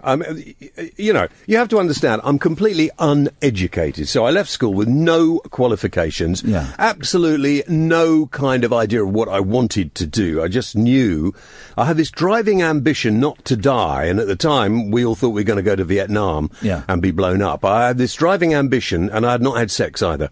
I had this... No, that's true. And you're worried you're going to be sent to Vietnam? Exactly, well, without having die sex. A virgin? Yeah. But that's the answer to number 2. Remember, 1 and 3 could have given you a different answer. Okay, no, I like number 2. And so I wanted to do something, but I wasn't really sure what I could do. And I used to listen to the radio stations, Caroline and London. So who were you at listening to as a kid then? Well, my heroes, I suppose, Johnny Walker, Tony Windsor, there was Keith Skews, Tony Blackburn, you know, all those sort of Emperor Roscoe, Stuart Henry. You know, now radio's gone full circle, really. Anybody can get onto radio now, but in those days, it was quite difficult. And so there weren't very many radio stations. And so, remember, I'm still sort of 19, 20 at this time. And so I've been doing discos and stuff. And then to cut a long story short, I thought it'd be a really good idea to start my own radio station. And that's quite ambitious. Oh, I wasn't really, no. Well, that's quite. I'm going to start my own radio station. That's a big thing for a kid to have. No, I was a father. Do you mind? I suppose so. Yeah. I had to work out how to make some money to feed my children. And my parents weren't prepared to give me handouts all the time. Although they did look after us because we were both kids, and it was difficult. But I was in Topshop. I just got a job in repertory because I thought I might be a great actor. Wow! So I got a job in repertory, but didn't pay very much, and I was off to do that. And I was in Topshop with Mrs. W, and it was a bit like a disco. And I thought, well, there's a DJ in here. So I didn't really think about starting my own radio station. But I thought, I've got some work at night. That's good. I need some work during the day, so I could come in and do that. So I went to look for the manager and said, you need a disc jockey here. That's what you need. And they said, I said, tell you what, I'll leave my phone number and see what happens. And I went off into rep in Oxford in a play, playing The Ghost, which just meant I walked on at the back and off quite regularly. And then by the time I got back home into London, I'd had a message from this store from a man called Ralph Halpin, who became very famous. Google him, I can't be bothered to tell you. I remember the name, yeah. But he was the manager of the store, and he said, come along, and he said, we think we should have a DJ playing some records, cheering up the customers. So if you come in at lunchtime, 12 till 2... Wow. No, 12 till 3, I think. Yeah. And then come back for the final hour, 5 till 6, and they paid me 25 quid for that, for the week. Brilliant. And then in the evening, I went up I had a job at Tottenham Court Road, so I walked from Oxford Circus with a big bag of records up to Tottenham Court Road to play records in what was called the Sundown. Where was the Sundown on Tottenham Court Road? Next to the tube station, opposite Centre Point, and now it's disappeared. Okay, of course. Next to GAY. Yeah. And that was a big 800-seater disco, and I did that 3 nights a week. And I think I got the same per night for doing that I got for the whole week. Top Shop. Yeah, but there we are, 1970, and I'm earning £300 a week. That's incredible. Yeah. What was the song? What was the erection section? And what was the song that would get everyone up dancing? If it was struggling a bit, what would you put on? Well, in the disco. Yeah. I didn't have. Well, it was. They came to dance. They just came and they were there. To dance. Yeah. Okay. So Brown Sugar, the Rolling Stones, and all that sort of. That was all in the 70s. The Rolling Stones. I don't like the Beatles, but there we won't argue about it. Let's not fight about that. Yeah. But how did you make the transition then from that being a club DJ and a store DJ? Well, I realised onto the radio. I realised that being a DJ in the clubs didn't really have longevity. Yeah, and there were lots of bombs going off in London at the time, And I kind of thought, Mrs. W and I thought it would be quite good to get the kids away from London. And go and live somewhere. And we couldn't afford anywhere to live either, so we were living on the 18th floor of a council block of flats off the Commercial Road in London. Right, okay. Okay. It's in my book.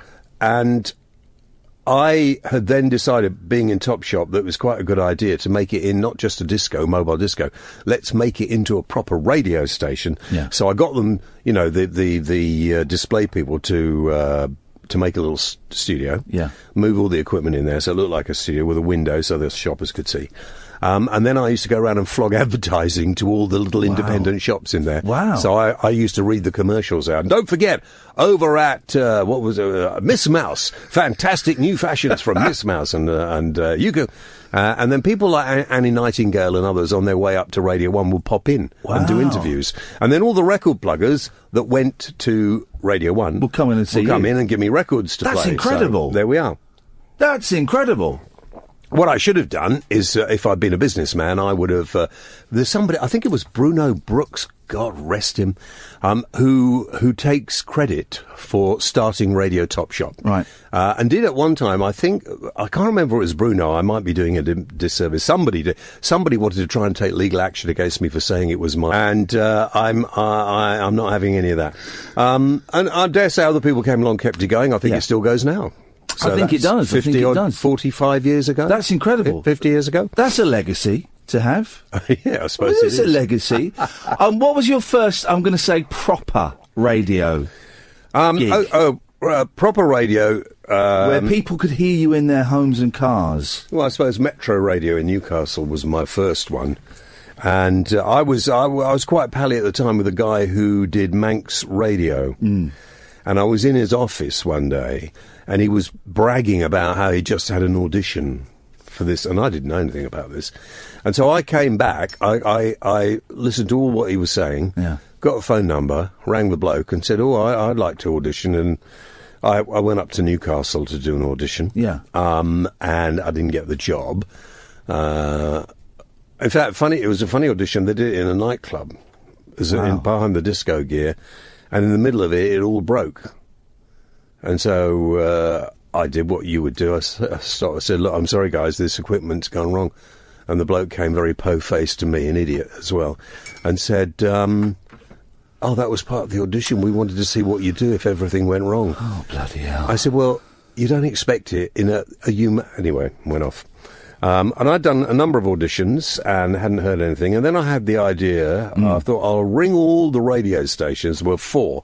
There was Hallam, there was Metro, and there were a couple of others, and I can't remember who they were now. And I thought, I'll be their London correspondent. Beautiful. 'Cause I thought that'd be quite a clever idea, wouldn't it? Yeah. So I rang Metro, they were the first one, rang up. I just got through to the programme director at the time, Peter Lewis. And I said, look, do you remember? Oh, yeah, you're the one who... Yeah. We just listen, we like your voice. A bloke we'd asked to join us can't. By the way, I think it was Howard Hughes. So would you like to come up and we'll give you a 3-month contract? Wow. And you were in? And I was in. And I gave up £300 a week to move to the northeast of England on a contract for 3 months for 50 quid a week. How long did you end up staying there? 10 years. Yeah. That was probably, much as I enjoyed it, but I had kids at school and all that sort of stuff, I should probably, on reflection, have left after 2 or 3 years. Why? Well, because it was successful and it was working well, and I should have if I'd been But it couldn't have got any bigger? No. It was always going to stay that thing. And what were you doing? Well, if I was to listen to a tape of that now, would I recognise it as this kind of this brassy, bolshy James Whale still? Well, I wouldn't be quite like that because I was starting out and I was playing records. And I was bored, and I'd been listening to some talk radio station. Nobody knew about that, and everybody was very nice. You know, people rang up, you'd just have to say, "Oh, hello, thank you very much indeed. It's nice to have you on. Where are you from? I'm from Walker. Ah, lovely. And what would you like to talk about?" And it was all that so really dull and boring. And you listen to American radio, and it's exciting. And whether you agree, in fact, it's better if you don't agree with the person on the air. Yeah. And then one night I said to the boss, "I think I might do a phone in." And he sort of said to me, he said, well, James, do what you like, mate. He said, I'm sorry to say, after 6 in the evening, we're not really interested. 6 to 6, that's the time for radio. 6 in the morning to 6 at night, that's when it's all happening. And you do what you like. Wow. And so I did. And so, and it was just me on. Yeah. I turned the radio station off. So I would play a record. You mean you turn the switch that turned the radio off? I would play a record. Yeah. Introduce a record. Here we go. I don't know what it will be I can't remember records in that time. Anyway, I would have introduced a record. David Cassidy? No. Anyway, I never stuck to the playlist either. And then I go in the other room, and the phones would be alight because nobody done this before. Yeah. And I put people on, and one bloke rang in, and I was, feeling my way. He said, James, I've just rung up. I want to tell you what's wrong with this bloody world. Do you mind? I said, well, no. Too many blacks. Oh. I said, I beg your pardon. Wow. I know it's controversial, like Jim's, but there's too many in this. And I said, you are the most vile, horrible person I have ever heard. You stink. You are an embarrassment to the human race. And if you ever phone me again, I'll send round the police. Now go away and fester. And this was on air? And cut him off, yeah. Oh, fantastic. And so that made the front page of the paper the following day. Oh, wow. And the radio station got very sort of concerned about it. But then they realised that actually there were people around listening. Yeah. And then after the first or the second audience survey, I had a higher audience than The Breakfast Show. Brilliant. Which, was quite, I was quite chuffed, and I got into my stride then, and, it was a little more risky than it is now, because you could get away with more then than you can now. And it was a novelty then. And it was as a well. novelty. You say you were the only one doing it in this country. Yeah, and then somebody called James Stanage started doing it on Piccadilly Radio, I think, and he copied me. And there was a big story in the Mirror or the People or one of the papers under who's the rudest man on radio. And I got stuck with it, and I never considered I was rude, really. No. I'm just sort of forthright, and I'm not rude, every now and then. But now it's different, and you don't, radio's changed enormously. Those were the days when you could do that. It's changed in America as well. Radio's completely different. It's more like what we do now. But unfortunately, in this country, in my view, we still haven't really taken the bull by the horns, and we're still a bit timid as far as talk radio is concerned. For me, because I'm a big radio geek, and I've been a fan of yours for years and years and years, and I know you hate me saying that, but genuinely I love you. But you understand, I am not a radio geek. No, so I know you're not. It's my job. Yeah. I like doing it. I get a kick out of Yeah. it, and I enjoy doing it, and I like listening to radio, but I don't go to the radio do's, I don't go to the radio shows, I don't go to the all that stuff. For me, I'm like Mike TV in Charlie and the Chocolate Factory when he gets sucked into the TV. I've just landed inside my dream job. So I've listened to you for years. I remember telling you once that I thought you were brilliant, and you walked out in embarrassment. I was. I don't like it. I don't like it. I don't like being called legend. People call you legend when you get old. Oh, that means you're old. Yeah, and I don't want to die yet. But I do think you're brilliant. Yeah, I am. Let's make no bones about it. I am very good. Unmissable late night radio with the original king of unconventional conversation. Make contact with Iain Lee. Late night Iain Lee on Talk Radio. We'll get you talking.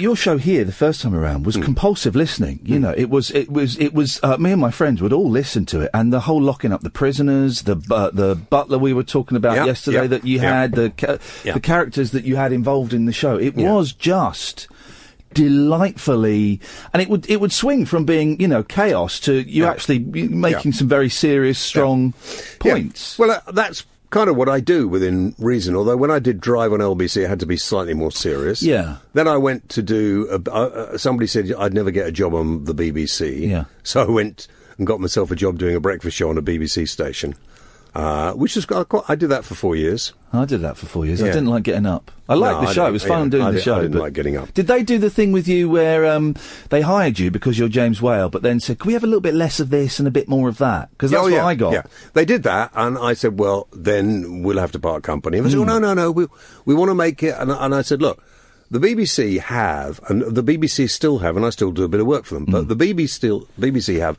a fabulous opportunity to do speech radio on all their local stations. They should cut out the music, get rid of the music, and just do speech radio. They're scared, though, I found. Well, they can't. Apparently, you can't have And I still do a show for them once a week. And I make a point of saying the BBC can't have any opinion. Yeah. But James Whale has an opinion. And so, you know, this is it. And we'll see how long I last. But I've been doing it 4 years. I think talk radio can only survive with strong, opinionated people. You mean speech-based radio, not this station? Yeah. Oh, so I agree. That's it, yeah. Speech radio as a genre, talk radio in particular, all radio stations, we all have to have, as we have here, have to have a point of view. They don't like that much on LBC. No. They don't. They like it to be more homogenised, like all their radio stations, and that's up to the bosses because they pay. They can do what they want. Yeah. But the BBC should actually take the opportunity because they're never going to beat commercial radio on music. They can't. No. They're trying to be everything to everyone. Well, I got told. Because I got hauled over the coals a few times for having an opinion, and I came to a compromise. They said you can have an opinion as long as it's not about politics. So anything else, you can have an opinion, but you can't. You have to be neutral on politics. And I sort of managed to make that work until, of course, I got the sack for having a go at a bigot. But BBC I never understood that. No, I never understood it. Well, I mean, okay. To criticise, maybe you're a little bit tough on her. Yes. There's a woman who sounded very young and very... Yes. There's the sound of her voice. I got a bit angry, You did get a bit angry, and so do we all. But, you know, these are things that bosses should protect you from, and people should read about them in the papers rather than try to hide them. Yes. These are the good things. I thought I'd be sacked from my radio show on the BBC when I went into the Big Brother house. So I went into that. Yeah. Well, I went into that for money. Yeah, of course. Why would? What other reason is there for that? Well, there's money, and also it opens up an audience that may never have heard of you because you know that's how fickle this business is. But they didn't, so I went back for a bit, and then I decided to leave. Back here?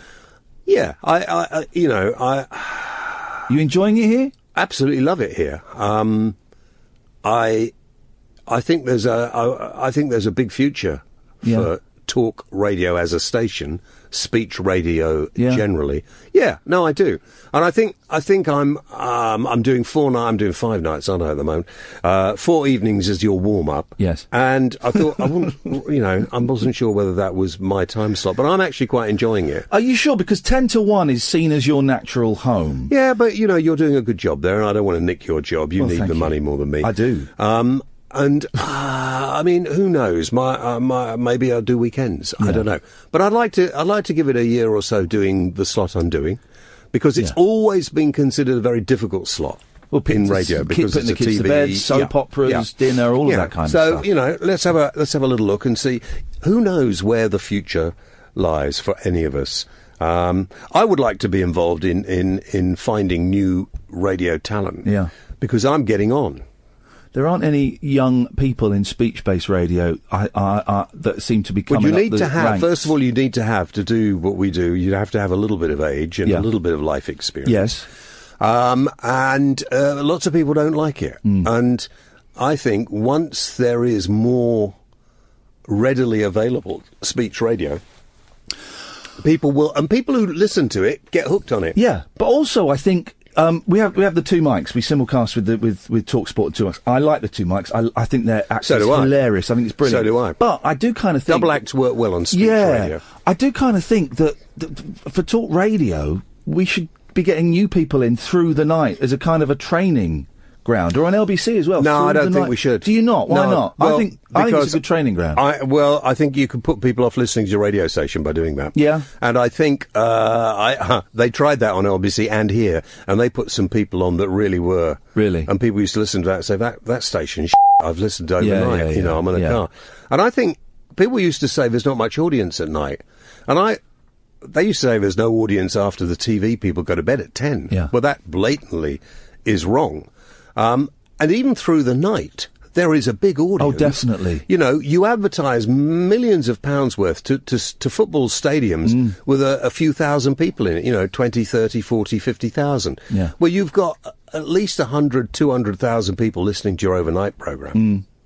So I think you need to reorganise it. And I think also a lot of advertising agencies are not brought in to the radio station enough to get to get to know the people. And another thing I feel strongly about is that people who sell advertising on radio, on talk radio, or speech radio, radio, aren't involved in the programmes enough. Yeah, I agree. And they don't. When I went to LBC the second time round, and they were asking what I thought we should do, I said, I think, the salespeople should come and sit in on the programme for an hour. Yeah. Once a month. On every programme. And they started doing that. Oh, did they really? Yeah, they started doing that, and that worked quite well, because how can you sell a car if you don't know what the car does? Oh, the number of times I've been in commercial radio places, and the sales team has said, right, we want to get some advertising for the show. Describe your show in 30 seconds. Well, listen to it tonight. Listen to it. Listen to a podcast. Listen to a tape of it. That's the show. But why don't they have... they might do now, but they never used to. Why don't they have a made-up, bit of the show? At the end of my BBC show, I finish off every week with because the BBC have got money and you've got loads of people working on the show, and so they put together a really tightly edited. In case you missed the show, it's finished. This is what you missed. Bang, bang, bang, bang, bang. And it's funny. I always finish a programme thinking, God, I've just spent 3-4 hours doing nothing. Because it never feels to me like I'm just talking away. Yeah. And then listening to it back, it's quite funny, and I think, gosh, should we do that? That was quite busy. Yeah. It's quite funny. One day I went out and sat in the bus stop. This is a weekend show during the day. I just went and sat in the bus stop outside the radio station with a microphone and chatted to the people waiting for a bus. Brilliant. It's quite funny. Brilliant. Last week I went to what they call a beer club. Boutique. Oh, a beer boutique. No, a beer boutique. What's that? Well, it's not an off licence. Yeah. It's a beer boutique. Oh, I see. Hundreds and hundreds. The little curtain comes back, and behind it, got a little bar where you can sample some of the goods. Wow. There's a bloke, kind of hipster type with a big beard and curly moustache, and talking complete about all sorts of beers from countries he's never been to. It's quite entertaining. Listen, I'm going to let you go because it's 6:30. You're on at 7. Why are we going so early? Well, no, I'm going to embarrass you. I'm talking honestly, about myself it is such a thrill. Look, there he goes. What? I'm just. It's such a thrill for me. All right, I'm going now. I don't want to hear that. No, right, I've had enough of that. I'm going. After you, take the compliment, Whale. I'm going. Take the compliment. Thank you. I'm going to tell everybody to turn off at 10 tonight. Thank you, darling. The radio show for people who know the best part of the day is the night. Late Night Iain Lee on Talk Radio. We have ways of making you talk. So tonight, because it's bank holiday, we decided to have a bit of a geek fest, and we hope that you're enjoying it as much as we did making it. We are celebrating the greats of late night radio in the UK. These are the people that Ian and I and probably you were listening to as kids, and you made us really want to do this part of the night when we came to Talk Radio. So far we've heard from Caesar the Geezer, we've had Mike Mendoza, James H. Reeve, James Whale and Ash. And as I keep saying, I'll be putting the long version of these conversations out as bonus podcasts because there were loads of brilliant bits that I couldn't fit in. But, last but not least, here is a real beauty. I'll let Ian introduce him, but he's got one of the most unmistakable voices in broadcasting. Enjoy. Tony Blackburn. Hello, Ian. Oh, man, I've missed you so much. How are you doing, fella? You all right? Yes, fine. Very good, thanks. For those who don't know, a lifetime ago in this industry, we kind of worked at the same station and we'd see each other, and it's always such a thrill to talk to you. And I mean that sincerely, because I'm a huge radio geek. I'm a fan of radio. And, You've just been kind of in the soundtrack forever, haven't you? How did you first get into radio, Tony? What was the first gig? Well, first of all, apologies for being with you all your life. Oh, I love it. I apologise for that. I read an advertisement in the New Musical Express when I was about 21 years old, wanting DJs for Radio Caroline, and I literally just applied for the job. Sent a tape off, and I went up there on I think it was the Monday. Yeah. And I passed the audition. What did you have to do in the audition? Well, I just made a tape up. I'd sent them a tape already, but I went down to a studio at Caroline House at 6 Chesterfield Gardens. Yeah. And I just did a tape, and then the guy that was the program controller at the time, he said, give us a couple of hours. So I wandered around Hyde Park, went back, and he said, when can you start? Oh, isn't that fantastic? Yeah, amazing. Isn't that fantastic? And what had you done before that? What was kind of the career going to be? Well, I was I was basically studying. I've got a diploma in business studies, actually, a thing called a Higher National Diploma in Business Studies. Wow. But I've never used it. I never wanted to use it, but it was just in case I couldn't get into it. But I was also singing with a dance band in Bournemouth, the Bournemouth Pavilion Orchestra. I was there as a guitarist and singer with a big orchestra there. Oh, I knew you were a singer. I didn't know you were a guitarist as well. Yeah, rhythm guitar, and I also had this group with Al Stewart called Tony Blackburn and his Swinging Bells. What, the Al Stewart? Yes, the Al Stewart. Yeah. Wow! He was my lead guitarist. Flipping he was heck. one of the bells. But that had to come to an end. What actually happened there was he played so blooming loudly he drowned me out for about 2 years. But he went on to, the bells obviously eventually stopped swinging. Yes, well done. And he went on to make the Year of the Cat. Yeah, of course. Huge hits. Yes, absolutely. And he's doing so well. In fact, he's appearing at the London Palladium very shortly. Oh, is he? And he's all over the place. Very big name in the folk music world. Well, isn't it funny that there's so many? Because I'm a big fan of the '60s music, and there are so many 50th anniversaries that have been happening, and 50th anniversary of Sergeant Pepper, and the Zombies are out playing again because it's the 50th anniversary. All these groups, these acts that, the pop in the 60s was seen as throwaway and frivolous, but they're still here. I think really what they did in the 60s, they had the ability, the songwriters, to write very short, very memorable songs. Yeah. 2.5 minutes long. That's it. Very memorable, and that was it. And they were great. It was great fun. What year did you start Caroline then? 1964. Wow. I think it was August the 25th or something like that.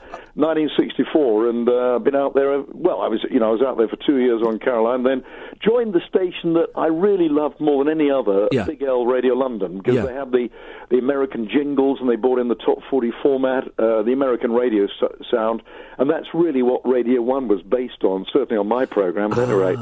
Okay. And it's easy to forget now, well, youngsters won't know it, but in the 60s and the 70s, you guys, you DJs, you were like pop stars. You were almost as big as the groups, weren't you? I like to think bigger. Bigger than the Beatles, Tony Blackburn. No, probably not. No, the Beatles were pretty big. Yes. And the Rolling Stones. No, but we were. I mean, we were built up as pop stars. Yeah. Certainly when we joined Radio 1, that's when it really all... I mean, the pirate ships changed broadcasting in this country, because a lot of people don't realise that, back in 1964, there were no commercial radio stations. No. There was only the BBC, and that was it. It was a monopoly. And also, the BBC then, if I've got it right, it was very straight. It was not pop music. And also, didn't they have a rule that went on to quite long in the 70s that you could only play a certain amount of records, and the rest of the music had to be live? Yeah, that's right. It was needle time restrictions. Needle time, that was it. Wow. And, of course, what happened was that we went out on the North Sea, and we were able to play as many records as we liked, because we weren't within the jurisdiction of Great Britain. And I imagine that the fact that they were pirates, I mean, also pop is supposed to be exciting, it's supposed to be rebellious, it's supposed to be the kids, kind of creating their own world. And the fact that what you were doing was on the fringes of the law, and you were out on the ships, that must have made it doubly exciting for the listeners and for you. Well, I found it really exciting. I mean, I remember going out there for the very first time and seeing this. We went out from Harwich. We went from London to Harwich. Yeah. And then we went out on a little tender boat, and we were dropped off at Radio Caroline. I mean, we went through customs. We had to, because officially we were going to Holland. But for 3 years I never got there. Ended up off the coast of Frinton. What was the ship like? Radio Caroline itself, the Mi Amigo, which was Caroline South, quite a small little boat, bobbing up and down in the waves. But Radio London, Big L Radio London, was a big minesweeper. It was a very big boat, and it was much better designed because the studio was underwater level, so there wasn't the movement so much. Yeah. So you didn't have to worry about turntables and records slipping off the turntables and stuff like that. We used to get flung around a lot on Radio Caroline. Did you have a room to yourself, or were you bunking up with people? On Radio Caroline, there were about three of us to a room. On Radio London, we had our own cabin. Who were you sharing with? Do you remember on Caroline? Let me see. A guy called Doug Carr. Yeah. Let me see who else was there. Dave Lee Travis, DLT. Yeah. Was on board, and that was about it. On Radio London, You know, it was. I mean, we had a terrific amount of people on there. Kenny Everett, I met him for the first time out there, of course. Wow, yeah. And you know, some of the really. I mean, the Radio London was the one. Funnily enough, I just loved more than any other because it was so wonderful. Those wonderful jingles and the wonderful Radio London and those sort of jingles. Whereas Radio Caroline was the one that started it all, but Radio London was the one that really brought the professional sound of broadcasting. Yeah. Kenny Everett, I mean, what a master of his craft. What was he like to work with? Hard work? He was a nice guy. We sort of fell out in a way because of an article that was written in one of the music papers where they said that we didn't like one another. Oh. And Kenny thought that I didn't like him. Yeah. He thought that, and I thought he didn't like me very much. No. And then about 30 years later, we had the same agent, and she had her 60th birthday party, and Kenny liked my wife, Debbie, very much. Yeah. And she was sitting the other side of the table. He had a terrific, I remember, his white suit on. Yeah. And he was drinking red wine, and he spilled all this red wine over himself, and I was sitting next to him, and he said, "That was you, wasn't it, that did that?" And I said, "No, it wasn't." And Debbie said, "No, it was you, actually. You knocked the glass." She said, "Oh, well, Debbie, if Debbie said it, it's all right." And he said, "You've never liked me, have you?" I said, "Of course I have." And he gave me a great big kiss on the cheek. Oh. And from that moment on, we were great friends. Oh, isn't that fantastic? I mean, 30 years wasted, but fantastic that you made peace with him. Oh, God, yeah, he was wonderful. Yeah. And I always loved him, but he just... You know, it was one of those things, and right up until he passed away, in fact, I think it was 2 weeks before he passed away, we had a lovely dinner together. Oh, great. All three of us, and it was wonderful, and he was such a lovely guy and so talented as well. The thing I like about you, one of the many things I like about you, Tony, and I've known this from listening to you, and then having been lucky enough to meet you a few times, I've picked this up even more. You love your job, don't you? You love radio. Absolutely. I mean, I absolutely adore it. It's the greatest thing. I mean, television is all right. I've done, a bit of TV and stuff, but it's not the same as live broadcasting. Yeah. I mean, live broadcasting is the thing that's wonderful because you're going into people's homes, and nowadays, of course, people who can respond to you. I think social media is terrific. Yeah. As well. I've really embraced that. Twitter. You are the person that introduced me to Periscope, and it was because you got told off for using it when you weren't supposed to. That's right. Yeah, absolutely. Yeah, I was one of the first people on Twitter. I just found it very exciting. I've always found technology exciting. I had one of the very first sat-navs in the country, and also one of the very first satellite dishes, which wasn't allowed. I mean, I had it in Kensington. It was a very good 1.9 metre dish, which revolved, and I tried to get permission to have it put up there, and the borough said, "Oh, put it up. We don't really know what it is." And when I put it up there and the thing was revolving, some neighbours reported me. They thought I was a spy. You also introduced me. What was the app? It was an app where you mime to something. Oh yes, that one. Dub Smash or Dub Mash. And me and my boys. Oh man, alive! That we have had so much fun because of that. So thank you for introducing me to it's that. Great fun, isn't it? Unmissable late night radio with the original king of unconventional conversation. Make contact with Iain Lee. Late night Iain Lee on Talk Radio. We'll get you talking. Listen, I've done TV, I've done radio, and I don't mind doing TV. TV pays better, but I love listening to radio, and I prefer being on the radio. I'm better at it. Why do you think? Why is radio so important to you, Tony? Because it's live. It's very intimate. And when you're talking to the microphone, it's not talking to a mass of people. It's talking to that one person. That's the trick, isn't it? In my case, that is the problem. but it is talking to that one person, and it's just a wonderful medium. It's instant. It's so much fun.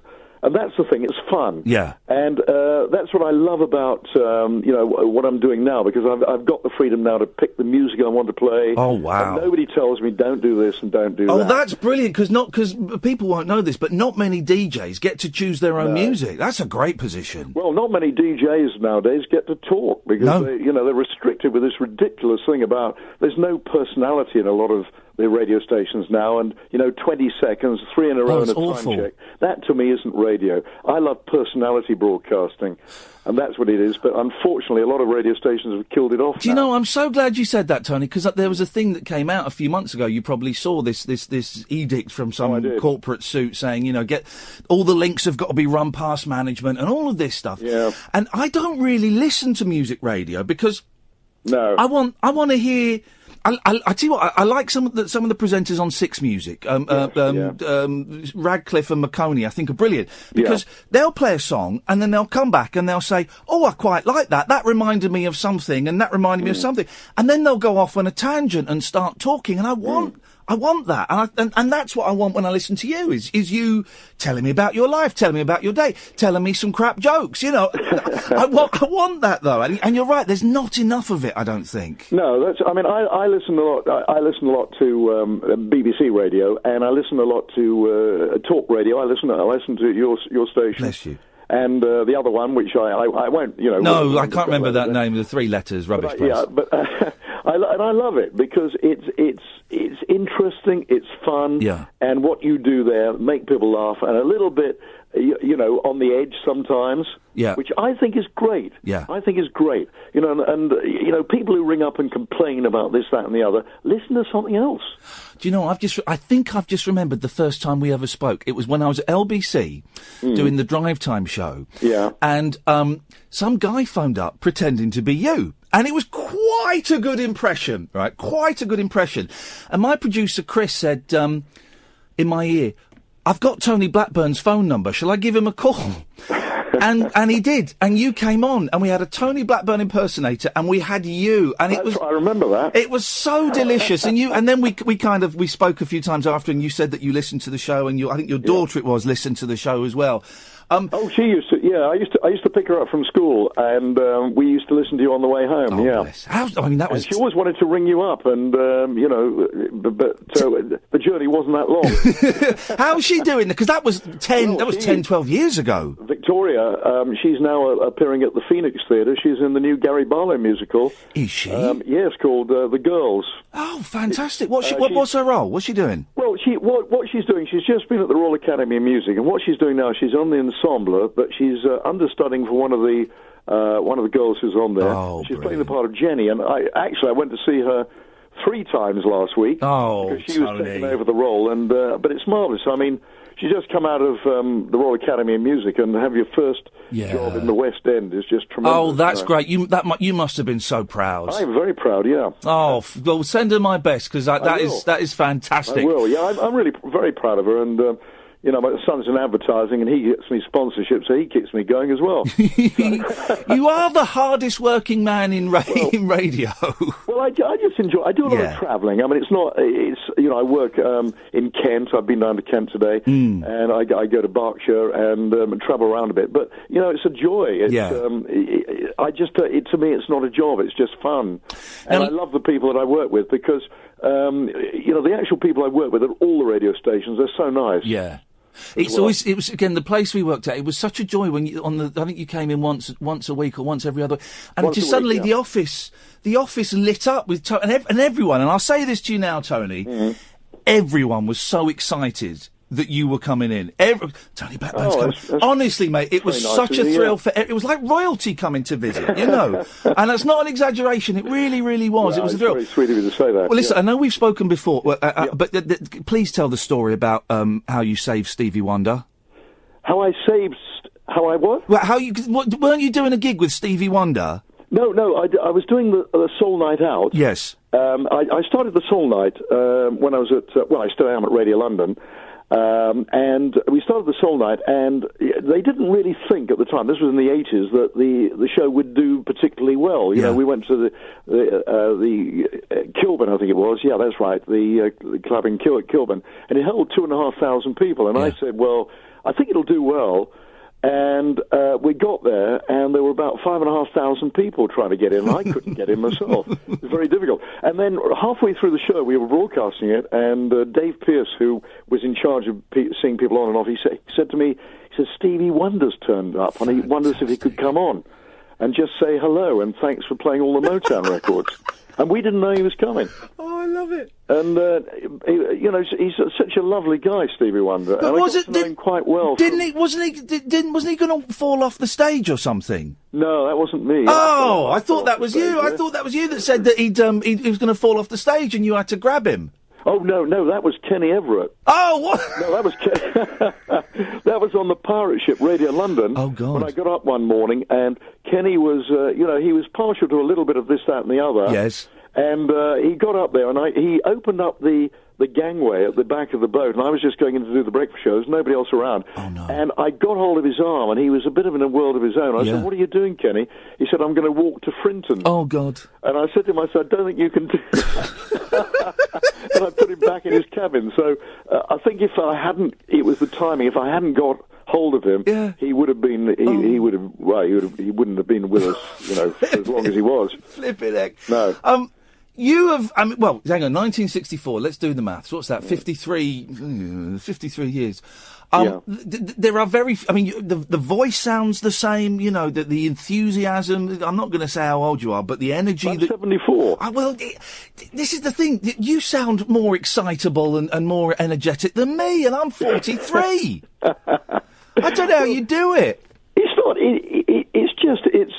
I think the older I've got, the more I appreciate it, and I enjoy radio even more now than I ever did. Good. Yeah, and it's great. I mean, it was great when I opened up Radio 1 in 1967. It was amazing because there was no other radio stations around. So I get up and do a breakfast show, and we had about 20 million people listening. Blimey. You're not going to get those sort of figures now. But in a strange sort of way, it's nice now having people who listen to you, not because they have to, but because they want to. Yeah. And so it's more of an achievement, really. And I think, radio is a very exciting thing to be in.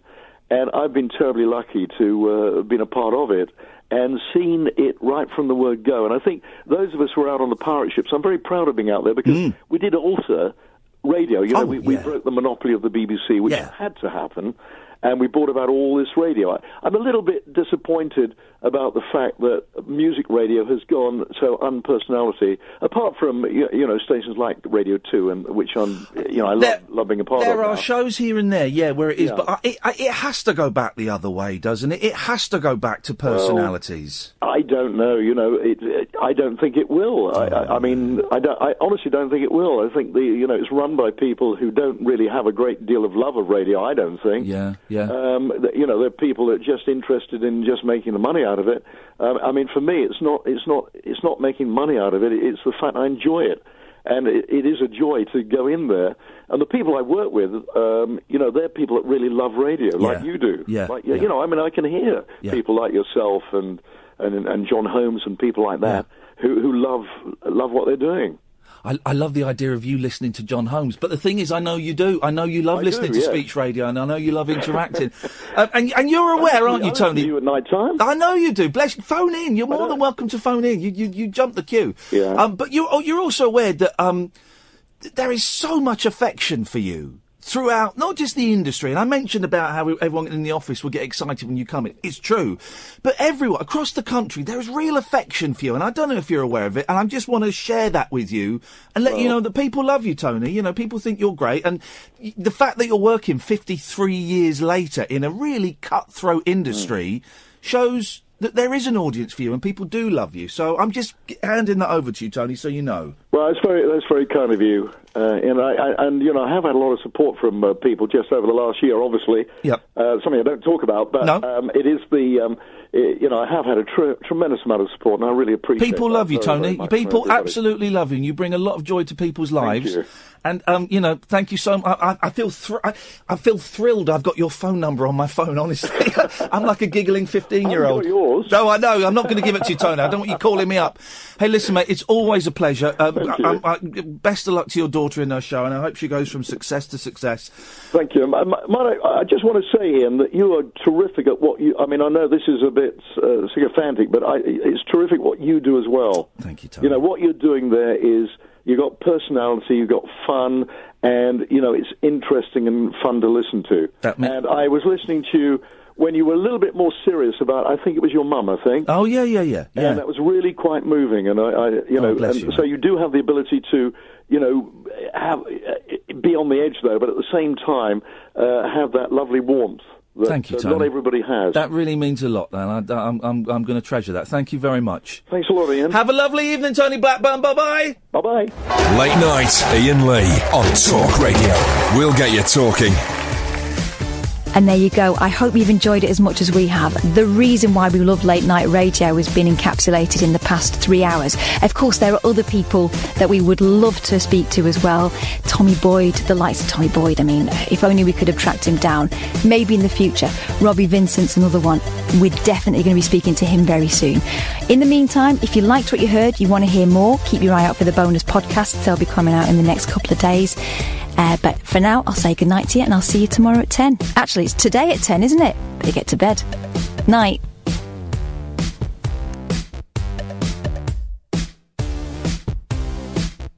Talk Radio. We've got entertainment and we're not afraid to use it. Talk Radio.